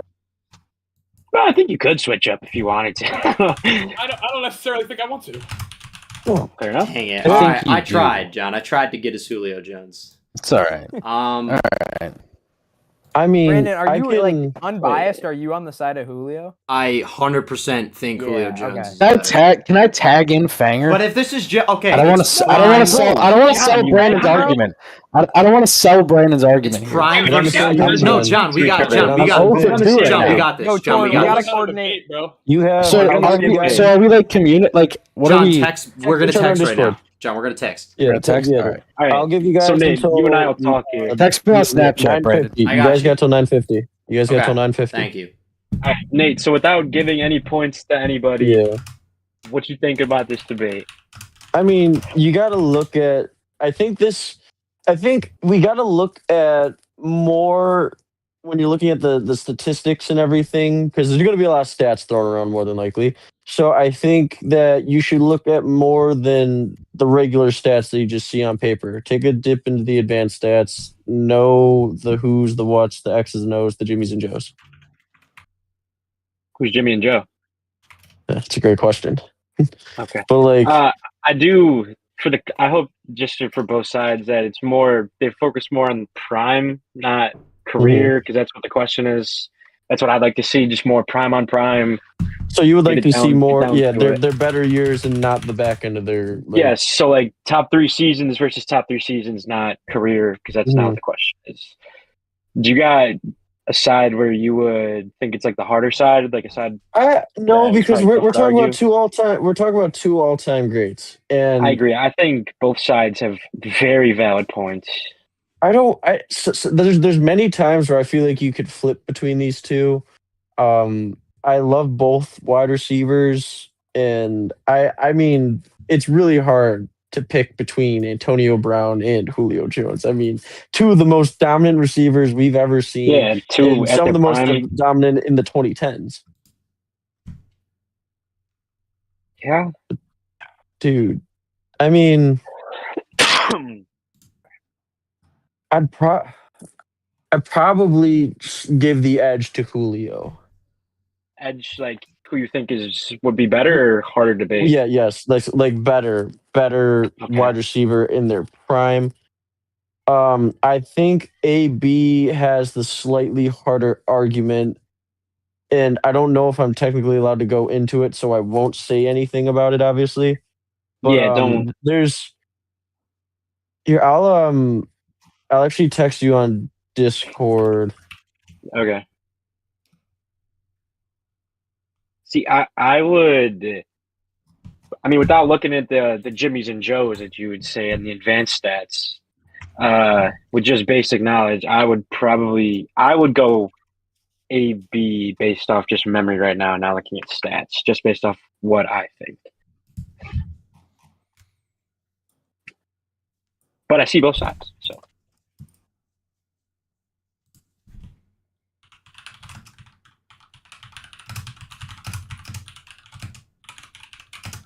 Oh, should we still have 2 minutes to prep, right?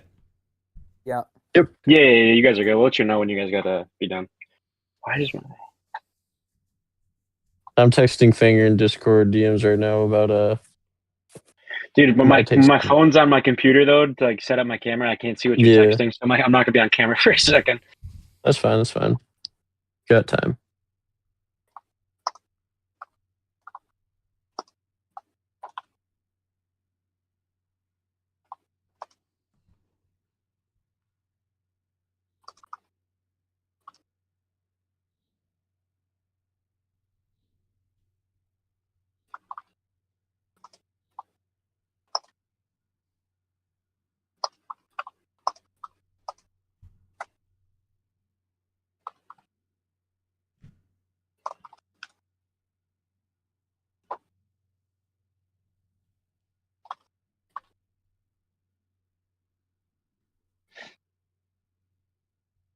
All right, you guys got 1 minute left.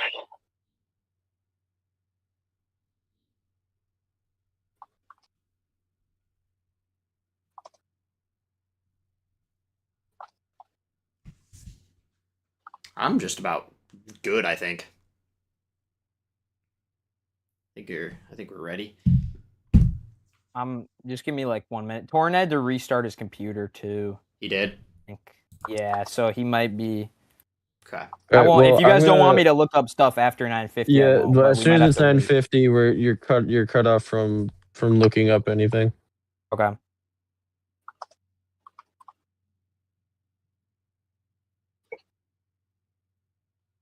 Nate, you like that last one? Yeah, no, I get it.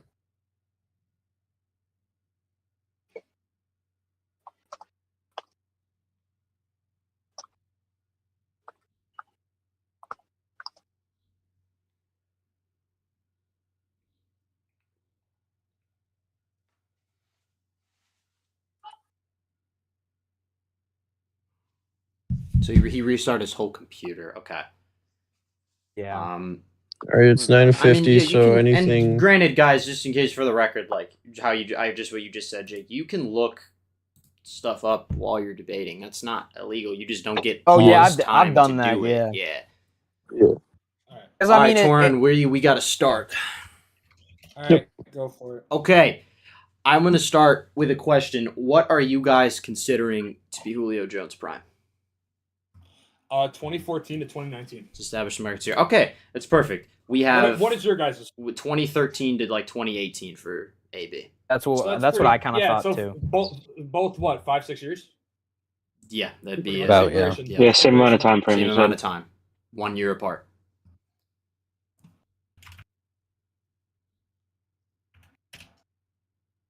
So are we all good? We can Yeah. go ahead.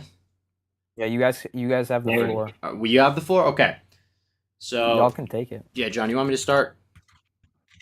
I'll let you lead off. Okay, so yeah, prime Antonio Brown, probably one of, if not the most dominant stretch for a wide receiver we've maybe ever seen. You look at a way I like to put it with Antonio Brown. Antonio Brown, you can look at as like the Todd Gurley of wide receivers, but with an even better and longer prime than what we saw with Todd Gurley.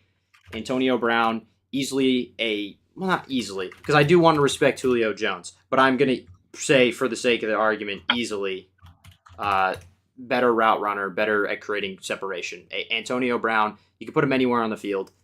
He's especially much better in the red zone. Much better red zone threat than Julio Jones was. Julio Jones was not a prominent red zone guy, and that shows in the fact that Julio Jones, in 4 of his 5 seasons of his prime, put up double-digit touchdowns. Julio Jones only ever did that once in his career, and it was 10, so it's barely scraping double digits. Antonio Brown has seasons of 13, 10, 12, and 15. He's easily a better red zone threat. He's good at creating separation. He could return punts as well. Versatility that a lot of times you see with like the lower end receivers, but this is a team's wide receiver one also returning punts, also being able to play on that special teams thing, one of the more underrated aspects of the game of football.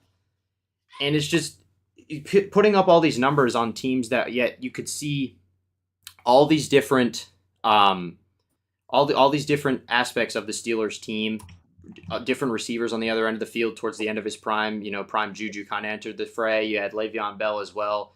And Antonio Brown was still able to just put up these mind-boggling numbers, seasons of 1,700, 1,500, 1,800 yards, 130-plus receptions, I think, twice, double-digit touchdowns 4 times. There were certain seasons where he was missing a game or two in a year and still putting up 1,500 yards. Specifically, 2017, he played in 14 games and still had 1,500. So that's on pace for 1,750 to 1,800 yards once again, and he already did that once in a full season.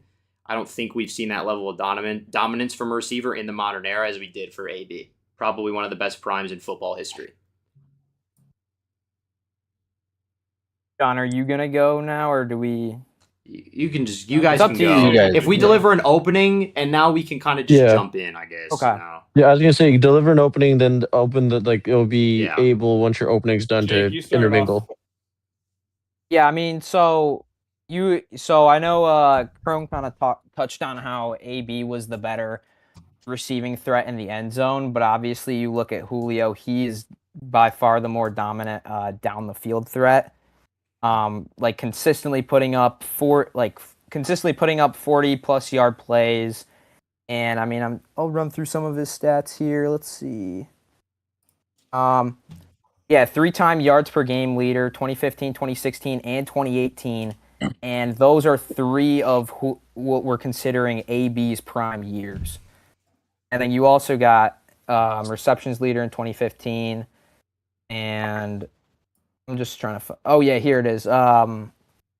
Yeah, 15 yards per catch. I think that's a stat that pops off the page for me. Like, this is a dude that if you get him the ball, he's consistently getting you a first down every single time. And I think, you look at the touchdowns, and AB might have the advantage there. Julio is the backbone of he was the backbone of the Falcons offense, especially receiving, consistently getting the Falcons down the field and in position for them to score points. Obviously, that's in my opinion a bigger deal than just catching the ball in the red zone consistently. I wouldn't say it's only what AB does, because their career yards per reception is only a 1.8 yard difference. Julio's is 15, Antonio Brown's is 13.2.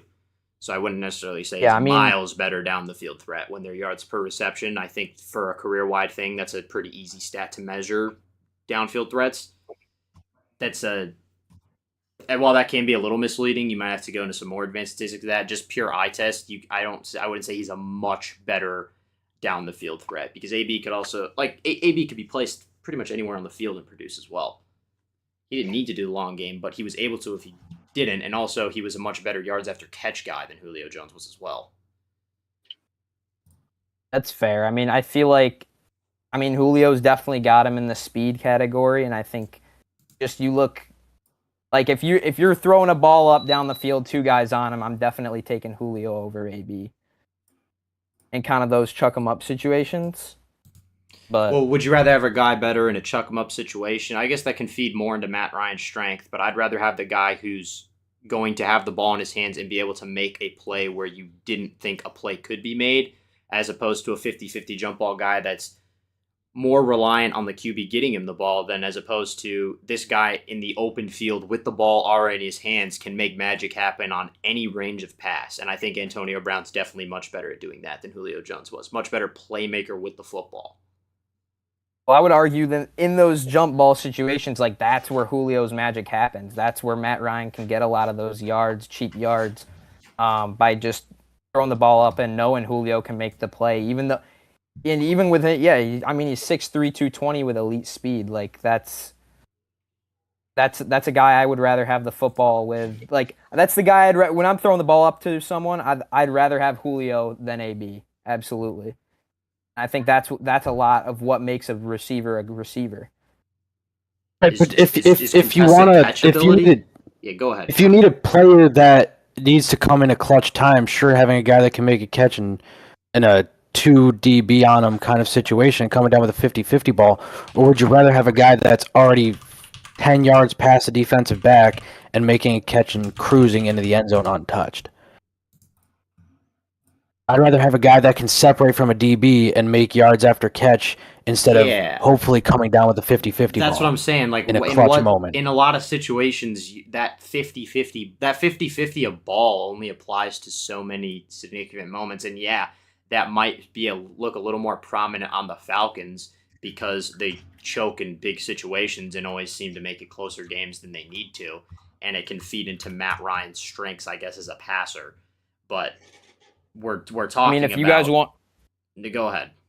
No, I was going to say, if you want to talk about, like, overall teams, there's no doubt that Julio's been... I think he's been on the best postseason run of either of these wide receivers, and I think that despite AB's ability, like, it hasn't led to a lot of postseason success. And you look at Julio, I think he's only played in 3 postseason games, I believe.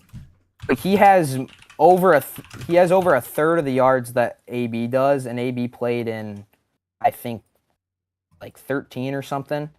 So I think if you're looking in the bigger moments, like, I do actually think that I do think that Julio is the better player in the postseason, and he is the only one that has actually appeared in a Super Bowl.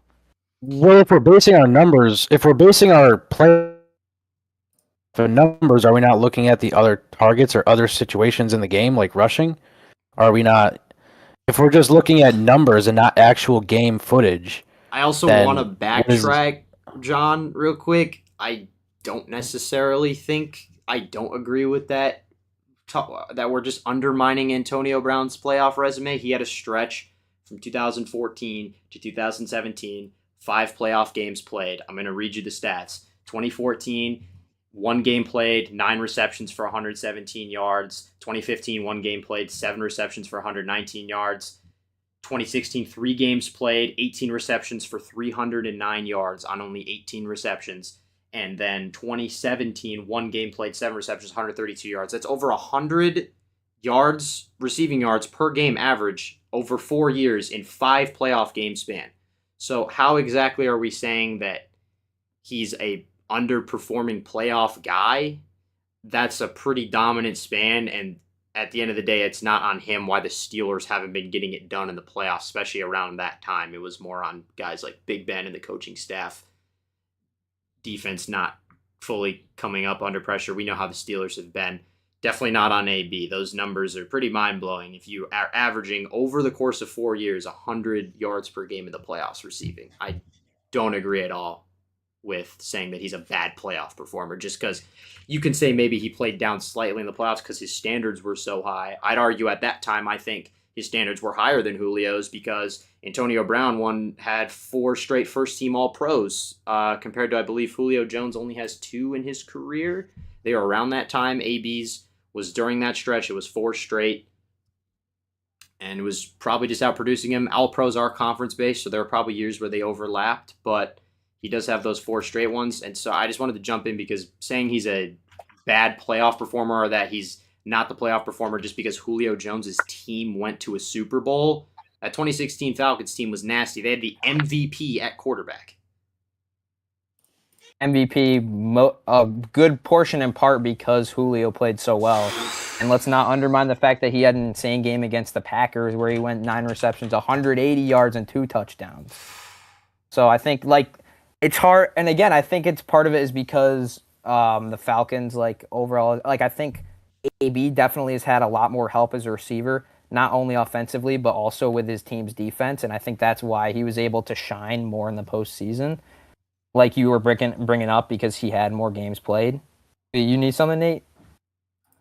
Correct me if I'm wrong, but if we're judging receivers' primes, I don't know how relevant the defense is compared to the actual receiver himself. I agree completely. Same, and I wanted to real quick counter what you said as well. I was just gonna say compared to when you talk about coaches and like other receivers and stuff, I don't see how the defense is relevant. Saying Matt Ryan's no, I'm MVP just saying year. Okay. 2016 Matt Ryan is we are not I'm not going to sit here and credit Julio Jones primarily or in large part, like you said, for 2016 Matt Ryan having a 38-7 touchdown to interception ratio on 5,000 yards and 70% completion. He was gunslinging, throwing the ball 550 times for 5,000 yards and only threw 7 interceptions. I'm not going to sit here and say, oh, Julio Jones is the main person to credit for that. It was a great offensive system all around. And Kyle Shanahan was their fucking OC. He hadn't come up yet to become a head coach.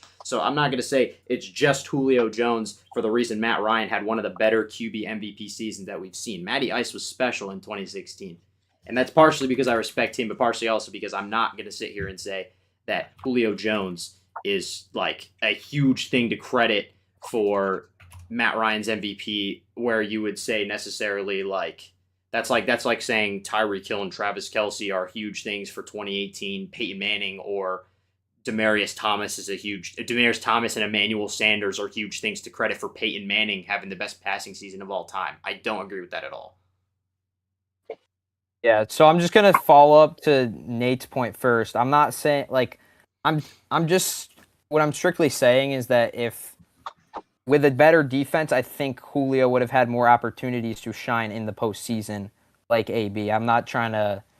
That's the only point I was making about the defense. Well, yeah, but still, it's not relevant to the actual play of the receiver. I guess I could just say that I think I can kind of see where you're how similar their regular season stats are, that Julio would have done what AB did in that system. That's the main point I was trying to bring up. Also, I'd like to throw... Okay, I would also like to clarify this is a 2v2. 2v2. There's a lot of 1v1 going on in this 2v2. I'll let Torrin Yes, take the I would. floor. I would like a little bit more out of John and Torrin to at least help me with my decision. What do you want me to go? You haven't Yeah, said you a can word go this whole first. time. It is a 2v2, gentlemen. That is true. I'm trying my best. Well, I've said words. I say John's no, me and John. I do I've give been John one. credit, but I'd just like a little more is all. You don't have to give me a huge spiel, but like, It's just tough because I gotta like nail all the points that Jake didn't hit. And All right, Jake's well, like, Antonio Brown, alongside of having 3 seasons of over 1,500 yards, he also had 4 straight seasons of over 1,300 total scrimmage yards, along with having he never multiple. had 4 straight seasons of over 1,500. Julio actually had 5 straight seasons of over 1,400. Oh, come on. He and had Julio AB down had by 6. 1499. 1,499 fucking yards. He had 1,500. Yeah, and then 2 years later he had 1,200 or 1,300. Sorry, Julio had On 12 touchdowns. Name me a season Julio Jones had 12 touchdowns. Julio Jones had an 1,800-yard year and only found the end zone 8 He wasn't a guy in times. the red zone. Julio's a guy that you can throw the ball downfield and he'll catch the ball. Antonio Brown is a guy that you can use in the red zone, just like how he had Le'Veon Bell to counter that. Like that red But zone. But he use still Antonio has Brown seasons deep of ball and red 1,800 zone. receiving So you yards, can only 1,700 you can receiving yards, only and 2 use of Julio 1,500. Jones when it matters downfield. You can't use Julio Jones in the red zone. That's The red zone, pathetic. Torn, the If red you- zone, Antonio the red zone Brown's is 20 useful in yards every of the field. situation. The red zone is 20 yards of the field. Just because we said he's a better red zone threat than Julio Jones, because he is, don't take away anything from the fact that Julio Jones, or that AB, 1834, 1698, 1499, 1533, that's 4 of those are in 5 years. And in 2 of those years around it, 1284 and 1297. And that 1297, he set a career high 15 receiving touchdowns. Julio Jones has never sniffed that. So just because we're saying he's better in the red zone, I think you're way too hinged on that point. We're not at all discounting or trying to say that just because you can throw a deep ball to Julio Jones, he can come back with a 50-50 ball. Antonio Brown is a much better playmaker with the football, much better with the yards after catch. He's able to create plays with himself. You can throw the ball to him anywhere on the field, and he's just going to make a play where most receivers would not be able to make a play out of it. He can get the ball anywhere you need to on the field. He's the guy you throw to in the clutch moment. You don't have to throw a 50-50 ball necessarily or hope he gets separation down the field, which, by the way, Antonio Brown is a better separator than Julio Jones. He has a better route tree than Julio Jones does, and much better in the red zone, like we said. And he's a much better playmaker with the football. I want to touch back on your point about how Matt Ryan was. You don't think Julio Jones was a huge part of that. You look at Aaron Rodgers in 2021, Aaron Rodgers in 2020. I would say that Devontae Adams was the anchor of that offense that led him to those MVPs. Dude, the most efficient season of all time, 2020 Aaron Rodgers, we're crediting Devontae Adams for? I'm saying that's a huge part. I'm saying that's a huge part of it. I don't. So you take that. I think Aaron Rodgers' brain is a huge part of it. What was I that, agree, like but I 35 touchdowns to 4 picks or something like that? 3 that year? interceptions, 4 interceptions, and like 4. Yeah, I think but like what 40 I'm touchdowns. What I'm saying is you're acting like Julio, like you're acting like that MVP season was Matt Ryan and Matt Ryan only, when that's No, just completely it's not. true. It's not. And so yeah, I mean and I just don't see a year where AB is necessarily like AB hasn't done that for Big Ben at all, right? Because at that point, Matt Ryan was a better quarterback than Ben Roethlisberger. Yeah, I mean, Antonio Brown made Ben Roethlisberger look good I was into gonna his say, old 'cause age. Ben Roethlisberger was floundering in these amazing systems. They were putting him into the mid to late 2010s. He just was turning into a baked potato with legs and eating too many fucking I Big mean, when you Macs. give Ben Roethlisberger, Le'Veon Bell, and Antonio Brown, he's going to make good plays. Prime He's Juju ass, though. Smith-Schuster He was down that ass. stretch as well. Like, what? Yeah, back end of that part, too. Yeah, those Steelers teams were way big underperformers. The Falcons made a Super Bowl in that stretch. They were able to build the complete team. Kyle Shanahan was able to coordinate a great offense. Dan Quinn coached a great team. But, yeah, no, Antonio Brown much more elevated his QB as well, I feel like, in my opinion, because you had these great systems around it that you'd be like, oh, why is this team? Those are the things that come back towards the quarterback. A huge thing for Big Ben's all-time rankings is that before that time period, he had 2 Super Bowl rings. I mean, The 2000s so you into look the at their early 2010s is Big Ben's bread and butter. He was starting to underperformed towards that stretch. That's what I'm saying. It's for Yeah, the team and I around mean- him. You want to talk about Prime? I think if you look at Prime, you talk about their best games. Julio's had 3 career games with 250 or more receiving yards, whereas Antonio Brown's only had 1. And again, this, like, you look at the overall stats, but this shows that Julio's a guy that can take over the game. Antonio Brown, I see him more as a person. I see him more as a helpful gadget in the red zone who's going to make plays late in the game, but Julio's a guy who can completely wreck the game and help your team win outright. I don't think AB could do that, strictly speaking. You don't think AB could help your team win a game outright? I don't think he's a guy that can take over a game like Julio. If we're What? talking about elevating No, our okay, quarterbacks, if we're okay, talking about elevating our okay. quarterbacks, if we're talking about elevating our He's only had quarterbacks, one 250-yard game in his career. Why are we Ben going off Roethlisberger- single games when we're talking about receivers' primes? Why are we judging single games? Single Because game these are feats. games during their primes. These are games that define Ben their legacy. Roethlisberger had 1 season with 4,000 yards passing until Antonio Brown came along. Bro, why and are you that bringing up wasn't Big until Ben about- still? Because, hold on, Because we're talking Antonio about Brown elevating our elevated his quarterbacks. game, We're talking dude. about elevating our quarterbacks. Once Antonio Brown came along, Big Ben had 1, 2, Was it you 3, brought up the QB 4, first, saying Julio 5, Jones is the 5 credit for seasons, MVP, Matty 5 Ice. seasons, 5 seasons of 4,000 yards passing once Antonio Brown came along. And 1 season was 5,000 yards. So, because- Antonio hold Brown on. elevated Ben Roethlisberger. I'm going to ask you this right now, Jake. Because he has 1 game, you said, of what, over 250 yards in a single, he's not capable of taking over a game and winning a game for his team, Antonio Brown. Because of single game, he's because not Julio has a capable. few I'm more games saying where he went nuclear. I would rather have Julio. I would rather have Julio for a guy who can take over a game than The Ben downfield- Or the- than, sorry, AB, the because he's done downfield it guy, the downfield guy that runs a lot more vertical routes had more games with a lot of receiving yards. So we're saying that one can take over a game, but another can't. Who we just established was the better playmaker of the two in terms of having the football in his hands, go make a play. These receivers, slot receivers and stuff in today's game are trying to model their playmaking game off of Antonio Brown. Antonio Brown is like the bar for that. Julio Jones, for those vertical threats, he didn't reach the bar of the receivers he was trying to chase down.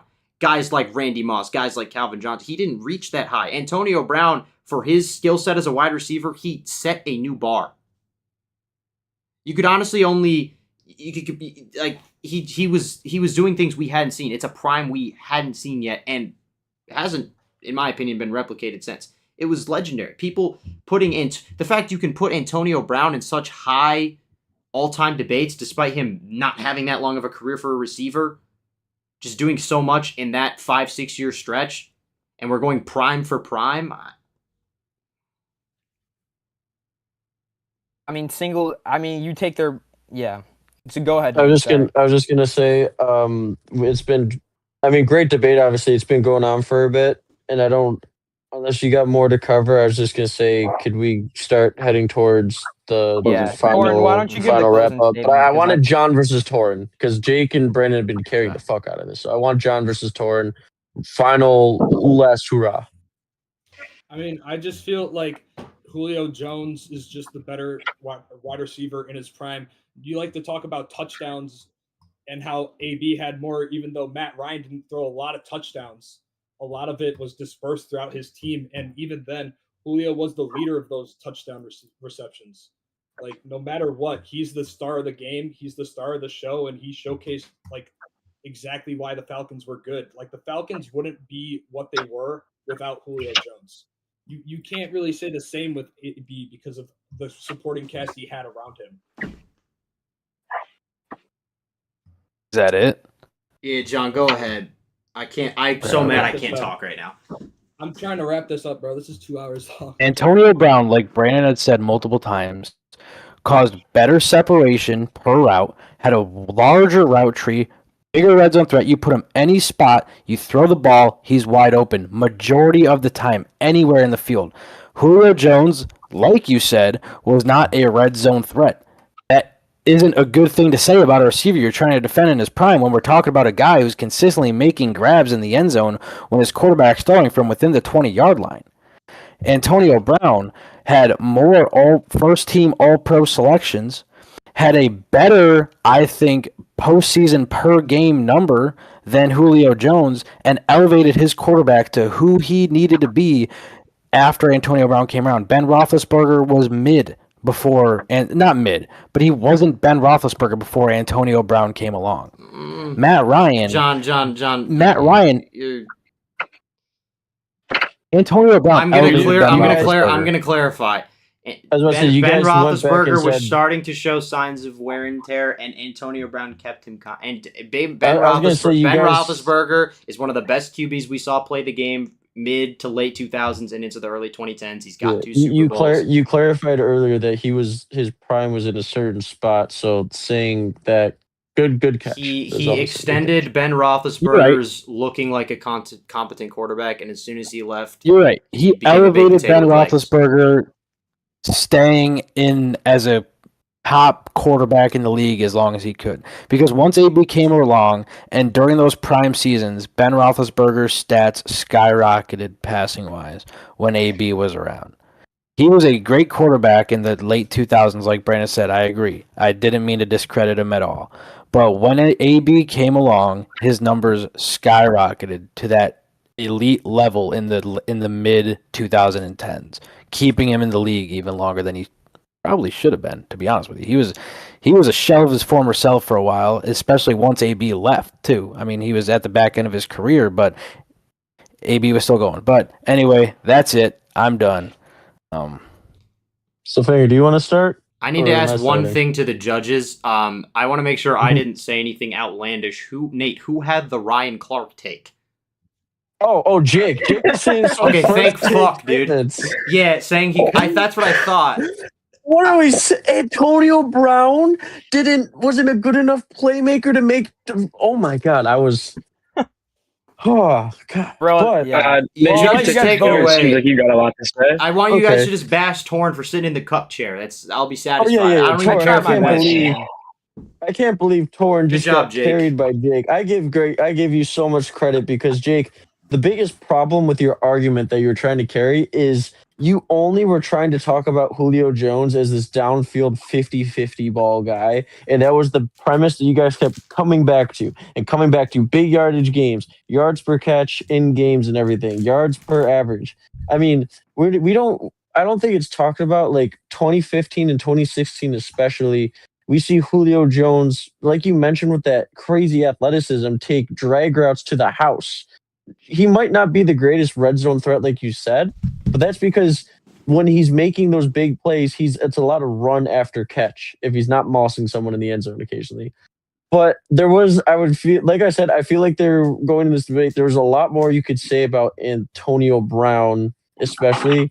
I like that they brought up the special teams portion because it shows the variety and how much more AB could do as a player. I love that they hit on the playmaking. And eventually they finally said, like, to counteract basically the whole premise, it's not like AB couldn't do that either. I've seen multiple occasions of these outlandish circus-like catches from Antonio Brown. Like, sure, Julio Jones was better at it, but like, we can't act like, especially for his height at like 5'10", 5'11", AB could go and do that shit too. Like, you know? And I guess if anything, I wish it was kind of hinted at a little bit, but like we didn't emphasize how much Antonio Brown did for Juju Smith-Schuster. Like they were talking about Juju, like, well, like AB, we're all good here. We got Juju Smith-Schuster. Like that's how like when AB left the Patriots, they're like, we're all good.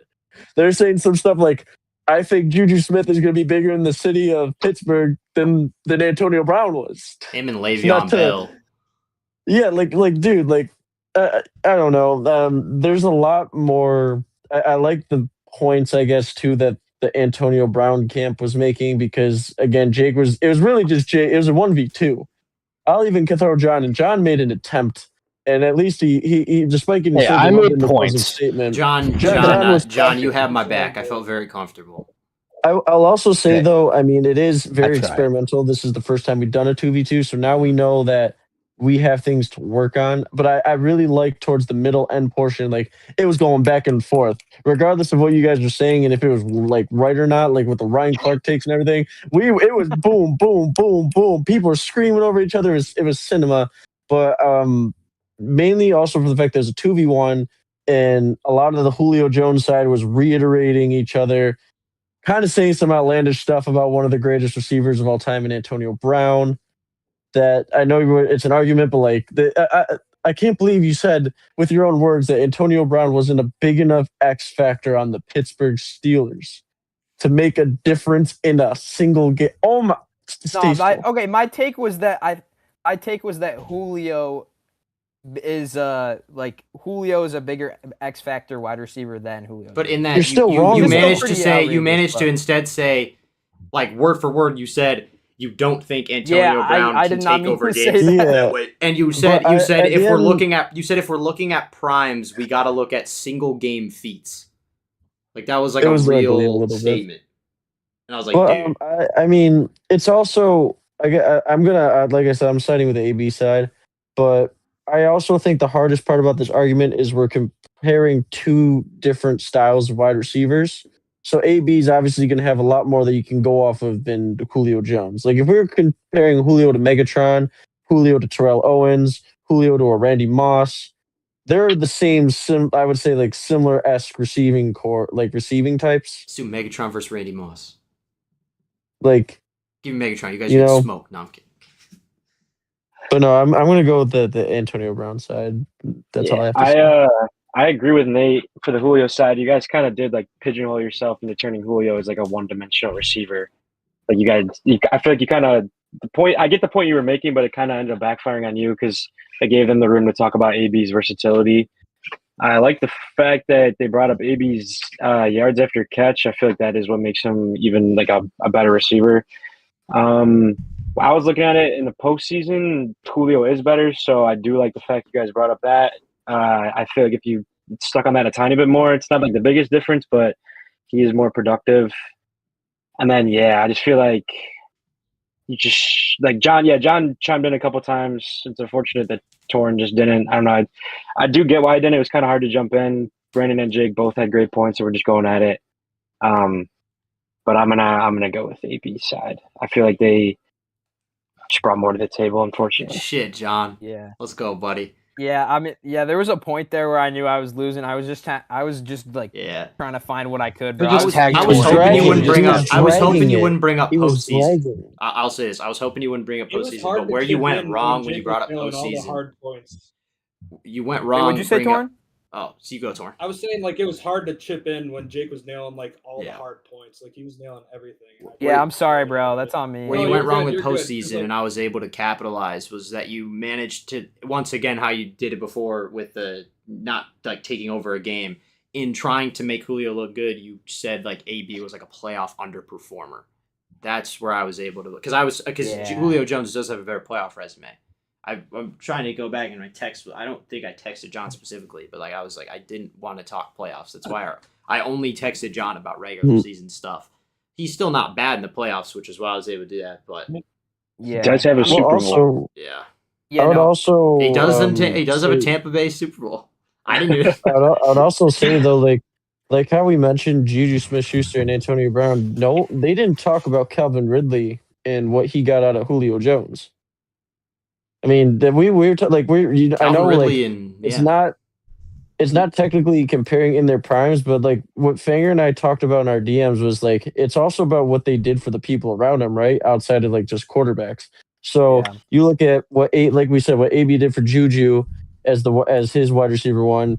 Julio turned from like they're saying they're touchdown guys putting up all these numbers to being like he can, and plus injuries obviously, but receptions and yards became his bread and butter, and then it was like all Calvin Ridley, man.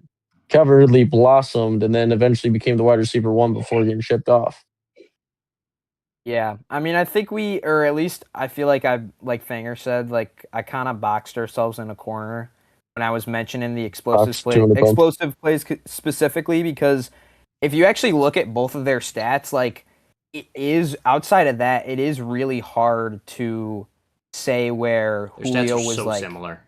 Yeah, like it's so hard to say like Julio was definitely better at AB than this, and I didn't want to bring up stats that he was slightly better than AB because I thought their counter was kind of going to be like it's only a little worse. when you look at their primes, they both played the exact same amount of games. Yeah, And it's the actually yardage- Their so career crazy high how in similar they are. receptions in a season is the exact same. Their difference in career high for receiving yards is like 30 yards. It like I have the both they're- box scores right in front of me on their monitor. It's nuts how similar it is. It's literally Yeah. just touchdowns that sets them It's apart. touchdowns is the That's what I was gonna separator. say. So I didn't really Touchdowns know and the special teams aspect. Honestly, that's what kind of was. So it was actually. I felt like now I actually feel like AB is the better receiver in their prime because of the I was stats gonna say, I was did this looking through, and sway- I'm I was gonna say dude, I this think sway I you just at all? I just convinced myself. I think that told you Antonio guys, Brown it's is better. AB. Yes, sir, baby. yeah. AB, you like- said That was Julio. kind of crazy. I've never done No, that as before. for the argument, I was leaning just Julio a convinced- little I bit, kind of that's why I convinced said. myself. I might have to It's reassess like Oh, they're my. maybe. so. I might have mistyped. I Because might have and not to so mention, sim- I feel like AB Yeah. wins the eye test too, like just watching the Mhm. games. Yeah. Yeah, And I didn't really And it's talk like- about Dude. that. Pick the But picker. that's the thing. Like Dude, you Julio don't- doesn't. Sorry, go ahead, Nate. No, I was just gonna say, people just sometimes they forget about how great Antonio Brown's prime is, dude. Is all I'm gonna say. Like the toe taps, the catches, bro. It's just it's literally kicker. art. It's pure. It's Yeah. just art. It's the best art of the receiving game of the 2010s, arguably. And I think like the thing that sets Julio apart. behind thing that sets behind Julio Megatron, apart- behind Megatron. Well, yeah. Yeah, I mean the thing that sets Julio apart is the explosive plays. That's why I said obviously, arguably. Yeah, and, fair. like the If you're a explosive, punter and like- you see Antonio Brown coming at you, you better run. Turn the other. Sometimes he'll be the punter and just like stomp on a guy. Yeah, sometimes he'll do those I activities was off gonna say, the dude, field yeah, too. we could, and AB was doing this through CTE. He had the CTE. I mean, like, Speaking of CTE, Antonio Brown, Brandon Ayuk is the first single-handedly- player in NFL history to get CTE from a knee injury. Brandon, By Antonio he's Brown, not I gonna get think signed. also. He wants to Antonio go Brown, play I for think Jaden. also He thinks Jaden played, Daniels is better than Caleb. Yeah. Wait, what'd you say? What'd you say? I was Nate? gonna Sorry? say AB also changed the way the league viewed the concussion protocol with that suicide pass that Big Ben threw him against Fontes Perfect, bro. Montez perfect, Right. bro. That Like, yeah. dude. I mean, like I was just gonna say one more thing. Like you look, Julio's big thing that he separates from AB in is those explosive plays, but AB's big separator is the touchdowns. And at the end of the day, I think the touchdowns are more important than the explosive plays because at the end of the day, they had the same amount of yards. Explosive No. plays don't mean anything if you don't score touchdowns. Yeah, exactly. Yeah, So, you guys and it was had to stick on the playoffs. yeah, I know I brought up the yeah. It's Julio tough. Jones' Super Bowl performance, I also think, Jake, is it was a not good, it was a talked good about as debate, much. Jake. It was It was, a good dude, debate. yeah, Jake, Yeah. dude, hell of a job, bro. Especially Torn, just me fuck and you. me and like Torn me and you going at it shit. specifically. That was art. Oh, you suck. Yeah, that was That fun. was like it was I fun. just, That was I like just the kinda AB I versus just kinda Julio Jones tried- career trajectory right there. We were neck and neck. I I just hate tried to Torn chime Ross. in when I could. John, I give you credit. I was very confident, and you did jump in at good spots. I felt like you had my back. I was. Torn Ross sucks. Yeah. Although Jake did box them in the corner, Torn did nothing to try and help his teammate out. Torn Literally nothing. went I 2-0 looked at him, the I start of the said, night and "God, said, he's "I'm doing checking nothing." out." I look at Torn and I say, "Gosh, he's doing nothing. Look at him over there. He's doing nothing." All right, guys, He's I sitting gotta in his log off. little I was chair. gonna say, yeah, we're gonna tune out. We'll be back next week for a normal episode, but we'll be back with the next Civil War in a month. It'll be late August. We'll be about like a week or two before the NFL season starts. And We'll be Is through- Fanger we'll be through full-time training now? I was camp, saying right? Fanger. I'd like to have Fanger on as much as Are you we full-time, can, fella? as much as we can. I don't know. Yeah, we'll see. We shall Is see. he just Jake saying, full time? They Is Jake they're full not time? Jake full time. They're not ready for NFL preseason week 1 podcast, bro. Oh, I can't wait till preseason starts, Oh, dude. it's gonna get disgusting with Well, some 'cause of then these we could actually breakout talk players. like games. Yeah, bro. We can glaze. We I'm can gonna have to watch glaze the friggin'. We can glaze Ty Skylar Simpson. Bell. Yo, are we Yes, doing Skylar Bell. We are not doing that. Should we If do I like were This a to- guy, if I main were to- character, Sanders, main I'm gonna character. Bring the pain. Main character brings up- Torn We can Ross. do. Well, yeah, we Yo, can do you some. better not We can bring start up some Coach- regular season predictions up next week. We should get Oh, I think we should Shedeur get Sanders everyone is going to to be a top 30 quarterback this year. It's not we Yeah, should get should we everyone bring- top 30 quarterback, we not should we should get ranked. Should we everyone bring him to our submit quarterback a list? Season hot take and look through it at the end of the year. I think that'd be fun too. Shedeur down. Sanders is Yeah, a and the top prediction. 60 quarterback. in the Fanger, league. should we give him? Shedeur a Sanders is quarterback better than list? CJ Stroud. Dude, right everyone's now. just talking. I can't. I have no idea what you're saying to And me, nobody Nate. else just I don't know what you're just- saying, dude. I don't know. John just said that CJ Stroud is worse than Shedeur Sanders right now. Should we? That is I said, not should got a we, worse get, haircut than him. should we give them our quarterback rankings that we came up with like 2 nights ago? I did. Good. I'm going to bed. Have a good See what night, the chat. podcast Yeah, has we're to- gonna has hop to say. off, chat. Thank you guys so much as always. Our longest episode to date. I feel like this is the good 2.5 one to have hours. it for the Civil War. Like, subscribe to the